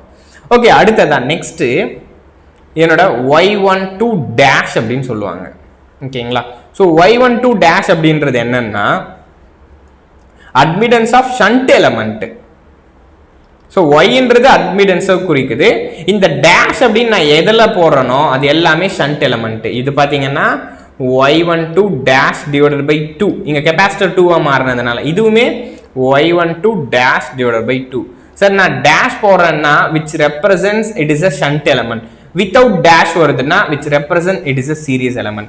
Dash வந்தா shunt element, dash வரலன்னா series element, ஓகேங்களா. அப்போ Y12ன்றது the admittance of shunt element.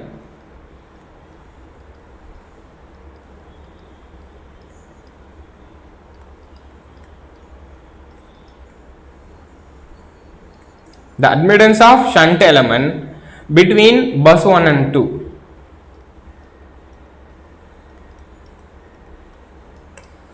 ஓகேங்களா, அவ்வளவுதான். நெக்ஸ்ட் ஸோ இதில் போகிற கரண்ட்டு என்ன எடுத்துக்கலாம்? ஸோ திஸ் இஸ் I10 அப்படின்னு எடுத்துக்கலாமா? இவனை I12ன்னு எடுத்துக்கலாமா? ஏன்னா பஸ் 1-2 கனெக்ட் பண்ணுறான். இவன் பஸ் 1ஐயும் ரெஃபரன்ஸையும் கனெக்ட் பண்ணுறான். திஸ் இஸ் ரெஃபரன்ஸ்னா, திஸ் இஸ் ரெஃபரன்ஸ். அதனால பஸ் I10 இது வந்து I12க்கு கிராஸா போகுது. அப்போ இங்கே என்னப்பா, இது இஸ் ஆல்சோ I20ன்னு எழுதலாமா? பஸ் 2ல இருந்து 0க்கு போகிறான். அடுத்ததான் இங்கே பாருங்க, இது என்னோட I21ன்னு சொல்லலாமா? அது I12ன்னா இது I21, அவ்வளவுதான் சார்.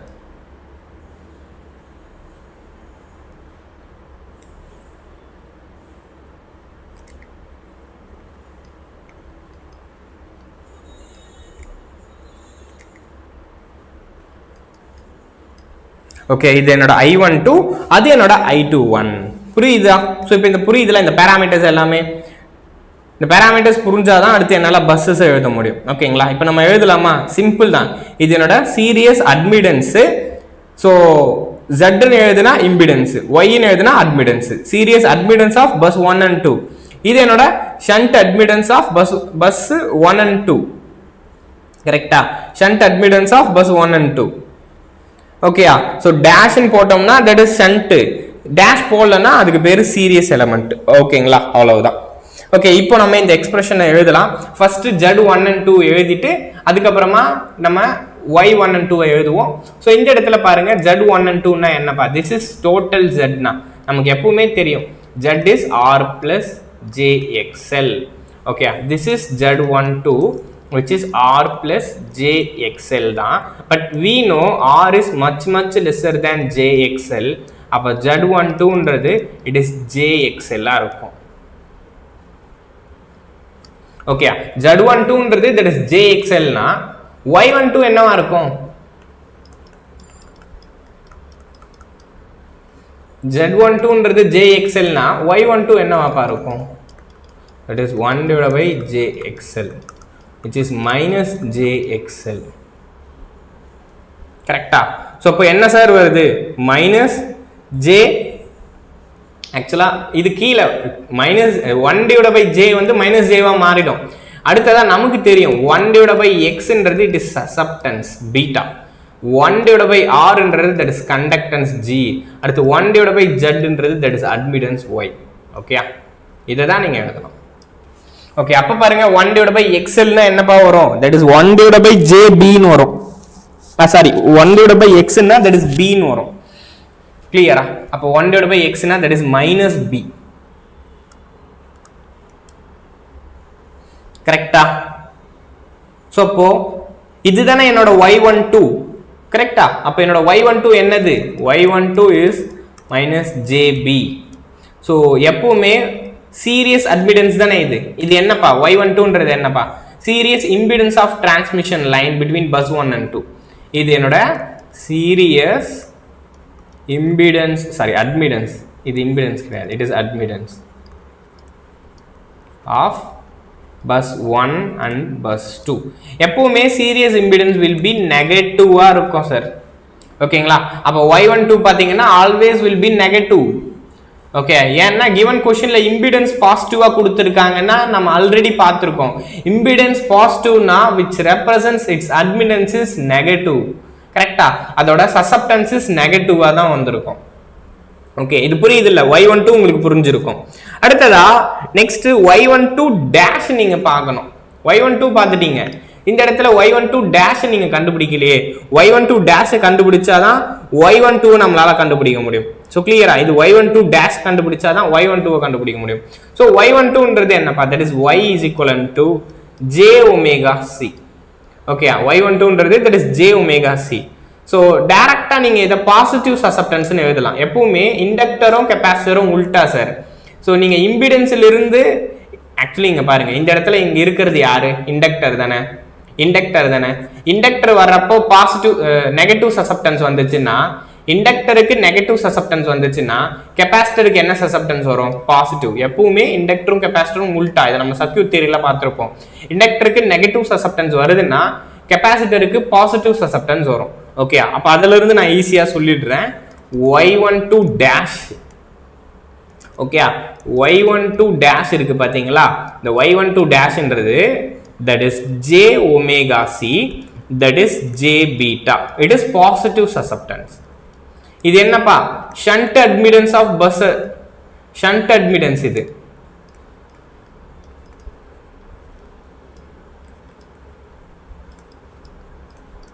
So இது எப்பவுமே பாசிட்டிவா தான் இருக்கும். கிளியரா, shunt admittance of bus 1 and 2 ன்றது பாசிட்டிவா இருக்கும். ஓகேங்களா, அப்போ இது பாசிட்டிவ் இது நெகட்டிவ் நமக்கு தெரியும், பிகாஸ் இது இண்டக்டர் இது என்னோட கெபாசிட்டர், அதனால சைன் வந்து உல்டாவா தான் இருக்கும். நமக்கு இங்க என்ன கொடுத்திருக்காங்க பாருங்க, they gave y12 dash by 2, y12 dash by 2 என்ன, அப்போ y12 dash by 2 is jb by 2. ஓகேங்களா, சோ அப்ப இது எப்படி எழுதணும்னா we need to write it is jb by 2 ஆ தான் எழுதணும். சோ இப்போ இது எப்படி எழுதணும்னு புரியுதுலப்பா, அதே தான் நீங்க பஸ் 1 க்கு எப்படி எழுதுனீங்களோ அதே மாதிரி தான் பஸ் 2 க்கும். ஓகே, அப்ப அதே மாதிரி தான் நீங்க இதுல பஸ் 2 க்கு எழுதுறப்பவும் சரி இதுக்கும் சரி.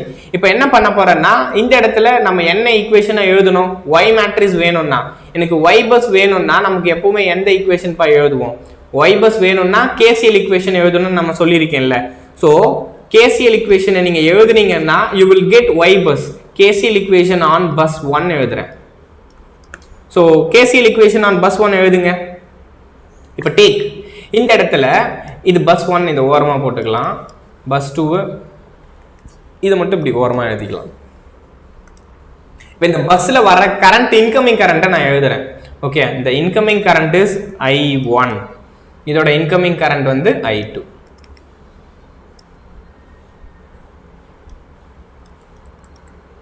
இப்போ பஸ் 1 ல எழுதுறேன், incoming current is I1, outgoing current is I12 I1 dash I10, கரெக்ட்டா? சோ அப்ப எழுதிக்கிறேன், இந்த KCL on bus 1 எழுதுறப்போ I1 is equivalent to I10 plus I12.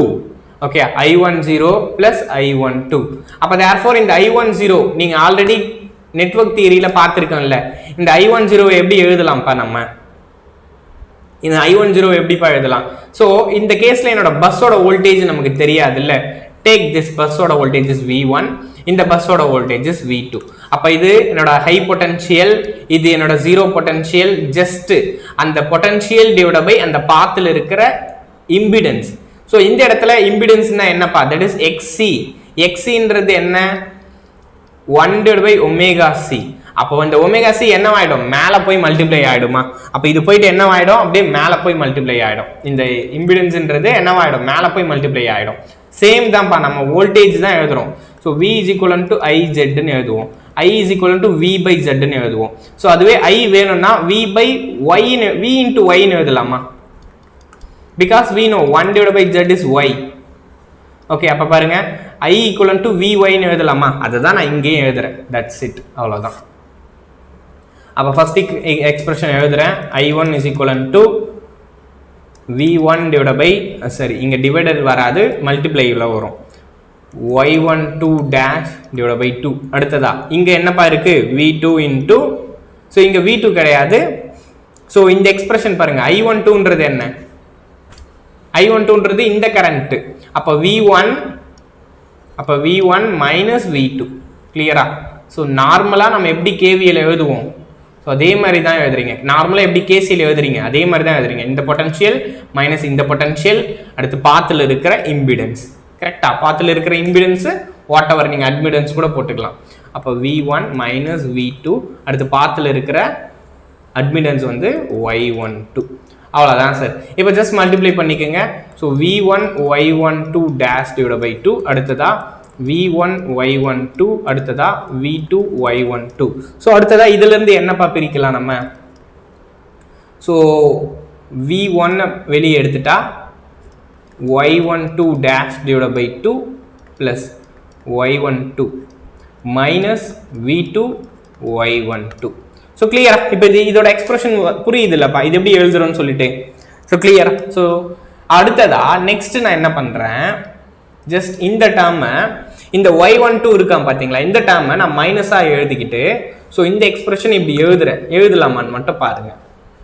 So this is I1 is equivalent to y11. Okay, so இத y11 அப்படின்னு சொல்லி எழுதிக்கிறேன். that is self admittance of bus 1. ஓகேங்களா, y11 ன்றது that is self admittance of bus 1. இதுதான் y11. so into v1, so i1 is equivalent to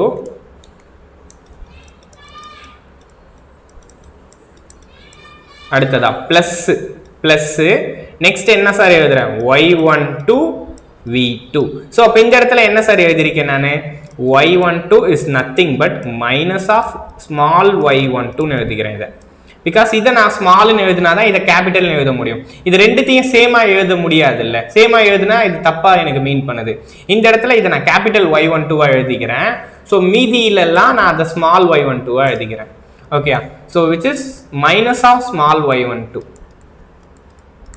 okay, இது எல்லாமே small y12 ஆ எழுதிக்கிறேன். ஏன்னா பின்னாடியும் நான் என்ன பண்றேன், அதுக்கு கேபிட்டல்னு கொடுத்துருக்கேன்.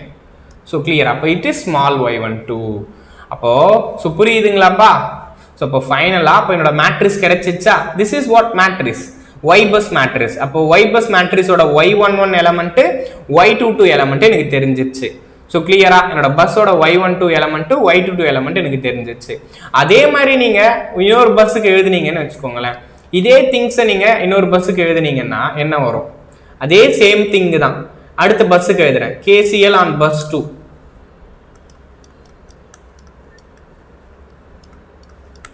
ஓகேங்களா, KCL on bus 2 க்கு எழுதுனீங்கன்னா S will get, நான் அது எக்ஸ்பிரஷன் எழுதுறேன்ப்பா, டைரக்டா எழுதிடுறேன்.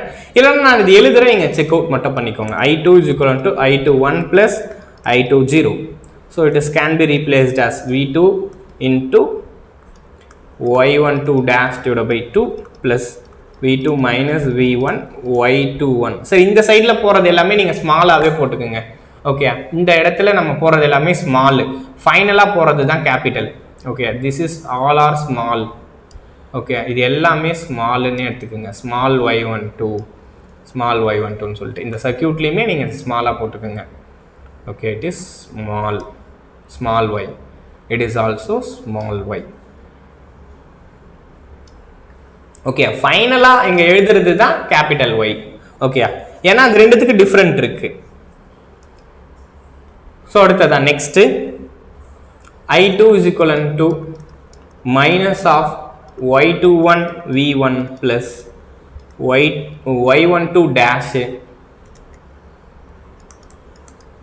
divided by 2 plus y21 v2. So clear. அப்போ ஃபைனலாக இப்போ I2 எழுதலாமா, I2 is equivalent to y21 v1 plus y22 v2. அப்போ from this அதே தான் சார், இந்த இடத்துல this is minus ofன்ற டேர்மை நம்ம எழுதிக்கலாம்.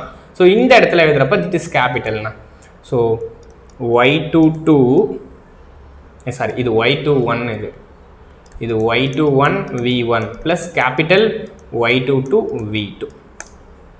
ஓகே, இப்போ பாருங்க ஃபைனலா அப்ப இதில இருந்து நான் என்னோட மேட்ரிக்ஸ் எழுதலாம். அப்ப மேட்ரிக்ஸ் எழுதுனா I1 I2 is equivalent to எனக்கு என்ன கிடைக்கும், y11 y12 y21 y22. So அடுத்தது இங்க என்ன இருக்கும், we know v1 v2. Clear. அப்ப this is known as y-bus. சரி, நம்ம y-bus எடுத்துட்டோமா, இதுக்கு பேரு தான் y-bus. புரியுதா, this is known as y-bus. இந்த இடத்துல y11 y12 அந்த கேபிட்டல் y1 நான் எழுதுறேன். ஓகேங்களா, இந்த ஸ்மாலை எழுதல, ஸ்மாலை நான் ஆல்ரெடி எழுதிட்டேன், ஸ்மால் திங்ஸ்க்கு நான் உங்களுக்கு எழுதியிருக்கேன். ஸோ இது எல்லாமே ஸ்மாலுக்கு தான்ப்பா. Okay, this is small y12. Okay, small y12 அடுத்தது எழுதியிருக்கேன்னா. ஓகே, அப்போ இந்த இடத்துல நான் கேபிட்டலுக்கு எழுதுறேன், கேபிட்டல் y11. கேபிட்டல் y11ன்றது செல்ஃப் அட்மிட்டன்ஸ் ஆஃப் பஸ் 1.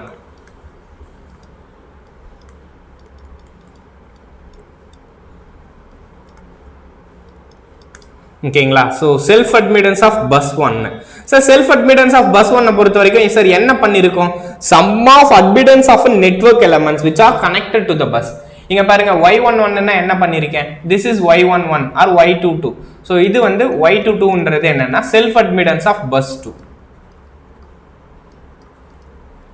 இப்போ பாருங்க, ஸோ அப்போ இந்த செல்ஃப் அட்மிட்டன்ஸ்னா என்ன இருக்கு, என்னோட கனெக்ட் ஆகிற எல்லா பஸ்ஸஸும் இருக்கு பாருங்க. ஸோ என்னோட ஷண்ட் பஸ்ஸு, அடுத்ததா சாரி இது என்னோட சீரிஸ் எலிமெண்ட், இது என்னோட சீரிஸ் எலிமெண்ட், இது என்னோட ஷண்ட் எலிமெண்ட். அப்ப செல்ஃப் அட்மிட்டன்ஸ் எழுதுறப்போ ஷண்ட் எலிமெண்ட்ஸ் சீரிஸ் எலிமெண்ட் ரெண்டும் வந்திருக்கு. ஓகேயா, செல்ஃப் அட்மிட்டன்ஸ் எழுதுறப்போ ஷண்ட் எலிமெண்ட் சீரிஸ் எலிமெண்ட் ரெண்டும் வந்திருக்கு. அதுவே நீங்க இன்னொரு பஸ் இருக்கு பாருங்களா, இது மியூச்சுவல் அட்மிட்டன்ஸ் y, இந்த இடத்துல கேபிட்டல் Y12 கேபிட்டல் Y12 அப்படின்றது என்னன்னா that is mutual admittance between bus 1 and 2.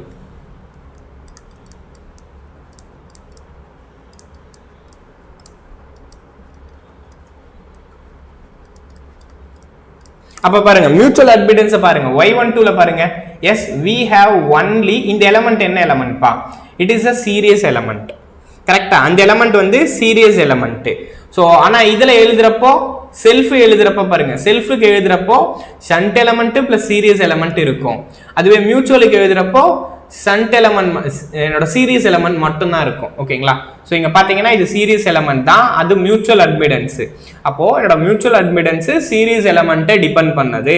அதே மாதிரி என்னோட செல்ஃப் அட்மிட்டன்ஸ்ன்றது சீரியஸ் எலிமெண்ட் பிளஸ் ஷண்ட் எலிமெண்ட்டை டிபெண்ட் பண்ணது அப்படின்ற ஸ்டேட்மெண்ட்டை நான் இப்போ கொடுக்க போறேன். ஓகேயா, இங்க உங்களுக்கு தெரியும் Y21ன்றது that is series element, Y12 டேஷ்ன்றது that is shunt element. So இந்த ரெண்டுத்தையும் சேர்த்து தான் நம்ம Y22ன்னு சொல்றோம். Y22ன்றது தட் இஸ் செல்ஃப் அட்மிட்டன்ஸ். அப்ப செல்ஃப் அட்மிட்டன்ஸ் இந்த ரெண்டுத்தையும் டிபெண்ட் பண்ணிருக்கு. அதே மாதிரி மியூச்சுவல் அட்மிட்டன்ஸ்ன்றது இந்த ஒன்னு மட்டும் டிபெண்ட் பண்ணிருக்குன்னு தெரிஞ்சுக்கிட்டீங்கன்னா போதும்பா. ஓகேங்களா, அடுத்ததான் ஸோ அதை மட்டும் நம்ம நோட்டா கொடுத்துட்டா தட்ஸ் இட், கம்ப்ளீட் ஆயிடுது.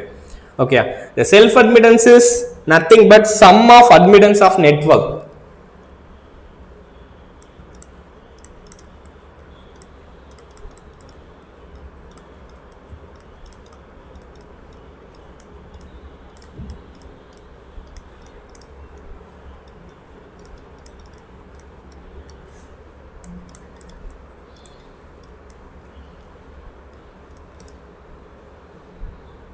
It is having shunt and series element. ஓகேங்களா, அடுத்ததா next mutual admittance is nothing but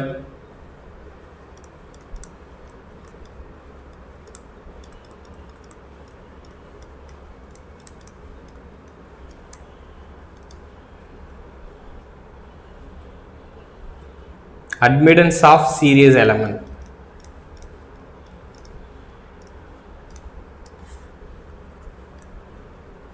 so இப்ப பாருங்க admittance of series element மட்டும் கிடையாது, அது கூட ஒரு நெகட்டிவ் சைன் இருக்கு. இங்க பாருங்க admittance of series element, இது என்னோட admittance of series element with negative sign. கரெக்ட்டா, admittance of series element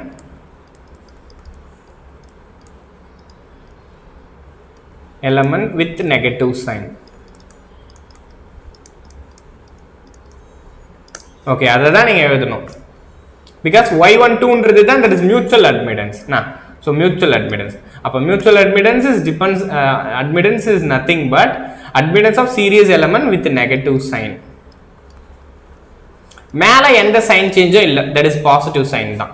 ஓகேங்களா, ஸோ இப்போ நம்ம பார்த்துருக்கோம்லப்பா, இதை யூஸ் பண்ணி தான் நாளைக்கு நம்ம சம்மே போட முடியும். ஓகேயா, நான் வந்து மியூச்சுவல் அட்மிட்டன்ஸை போட்டேன்னா நெகட்டிவ் சைனை ஆட்டோமேட்டிக்காக மல்டிப்ளை பண்ணுவேன். இங்கே பாருங்க, நான் வந்து மியூச்சுவல் அட்மிட்டன்ஸை போட்டேன்னா நெகட்டிவ் சைனை இங்கே மல்டிப்ளை பண்ணுறேன்னா இதை நீங்களும் பண்ணணும். we need to do so which is important. ஓகேயா, ஸோ அவ்வளவுதான். ஸோ இதில் நாளைக்கு நம்ம ப்ராப்ளம் பார்ப்போம்ப்பா. ப்ராப்ளம் பார்க்குறப்போ இது ஈஸியாக புரியும். அடுத்ததான் நாளைக்கு நம்ம இந்த மேட்ரிஸை எப்படி டெரைவ் பண்ணணும்னு பார்த்தோம். இன்னைக்கு நாளைக்கு ஆக்சுவலாக ஒரு மேட்ரிஸை எடுத்து அதுக்கு நம்ம ஒய் பஸ்ஸை கண்டுபிடிக்கலாம். ஓகேங்களா, ஸோ நாளைக்கு நம்ம ஒரு மேட்ரிஸை எடுத்து அதுக்கு ஒரு ஒய் பஸ்ஸை கண்டுபிடிக்கலாம். ஸோ அப்படி திஸ் புரியுது தானப்பா. ஸோ நெக்ஸ்ட் நம்ம போகலாமா? அப்படி திஸ் கிளியர் தானப்பா. ஸோ இந்த செஷன்ஸ் பிடிச்சிருந்துச்சுன்னா லைக் பண்ணுங்க, உங்கள் ஃப்ரெண்ட்ஸ்க்கு ஷேர் பண்ணுங்கப்பா. அண்ட் சேனல் சப்ஸ்கிரைப் பண்ணிக்கிட்டீங்கன்னா ஃபார் மோர் டிஸ்கஷன் அண்ட் கிளாஸஸில் நம்ம மீட் பண்ணலாம்ப்பா. தேங்க்யூ, நம்ம நாளைக்கு செஷனில் மீட் பண்ணுவோம்ப்பா. ஸோ அடுத்ததான் நமக்கு 4:30க்கு பவர் சிஸ்டமோட டிஸ்கஷன்ஸ் இருக்குது. ஸோ டிஸ்கஷனில் நம்ம பார்ப்போம். தேங்க்யூப்பா. ஓகேங்களா, இது கொஞ்சம் லிட்டில் பிட் கன்ஃபியூசிங்காக இருக்கும், பட் இதை ஒரு முறை செக் அவுட் பண்ணுங்க. இந்த ஸ்டேட்மெண்ட்ல இருந்து இந்த பஸ்ஸில் இருந்து என்ன பண்ணுங்க, ஒரு முறை ஜஸ்ட் செக் அவுட் பண்ணுங்க. அது செக் அவுட் பண்ணி கேசியில் எழுதுங்க. கேசியில் எழுதிட்டு அதுக்கப்புறமா இந்த ஸ்டேட்மெண்ட்டை படிங்க. தேர்ஃபோர் டெஃபினட்டாக உங்களுக்கு இது புரியும். ஓகேங்களா, ஸோ எப்பவுமே கண்டென்ட் வந்து நிறைய தெரிஞ்சுக்கங்க, இருக்கிறது நீங்கள் தெரிஞ்சுக்கிட்டாதான் எக்ஸாமில் இதெல்லாம் கேட்டாங்கன்னா இதெல்லாம் இருக்குது. ஃபஸ்ட்டு ஒரு எக்ஸாம் நீங்கள் படிக்கிறீங்கன்னா ஸோ அந்த எக்ஸாமில் என்னென்னலாம் கேட்பாங்க, இதெல்லாம் கேட்டுருக்காங்க, அந்த ஃபுல் சிலபஸை நீங்கள் தெரிஞ்சுக்கணும். ஓகேங்களா? எதையும் பிளைண்டாக இருக்காதீங்க. ஓகேங்களா? ஸோ இதுதான் சிலபஸ்ன்றது ரொம்ப ரொம்ப கம்மி, ரொம்ப காம்பேக்டு. ஸோ பவர் சிஸ்டம்னா வெறும் per unit calculation. So load flow ஸ்டடினா ஜஸ்ட் மேட்ரிக்ஸ், இந்த PQY-bus அது மட்டும் தான் இருக்குன்னு நினைக்காதீங்க. இன்னும் நிறைய விஷயம் இருக்குது, எக்ஸாம்லேயும் நிறைய கேட்குறாங்க. ஃபஸ்ட்டு சிலபஸை பற்றியான ஒரு புரிதல் எடுத்துக்கோங்க. ஸோ அதுக்கப்புறமா கொஷின் பேப்பர்ஸை பாருங்கள், அதுக்கப்புறமா படிங்க. ஓகேங்களா? ஸோ அப்படி படிச்சிங்கன்னா ஈஸியாக சக்ஸஸ்ஃபுல்லாக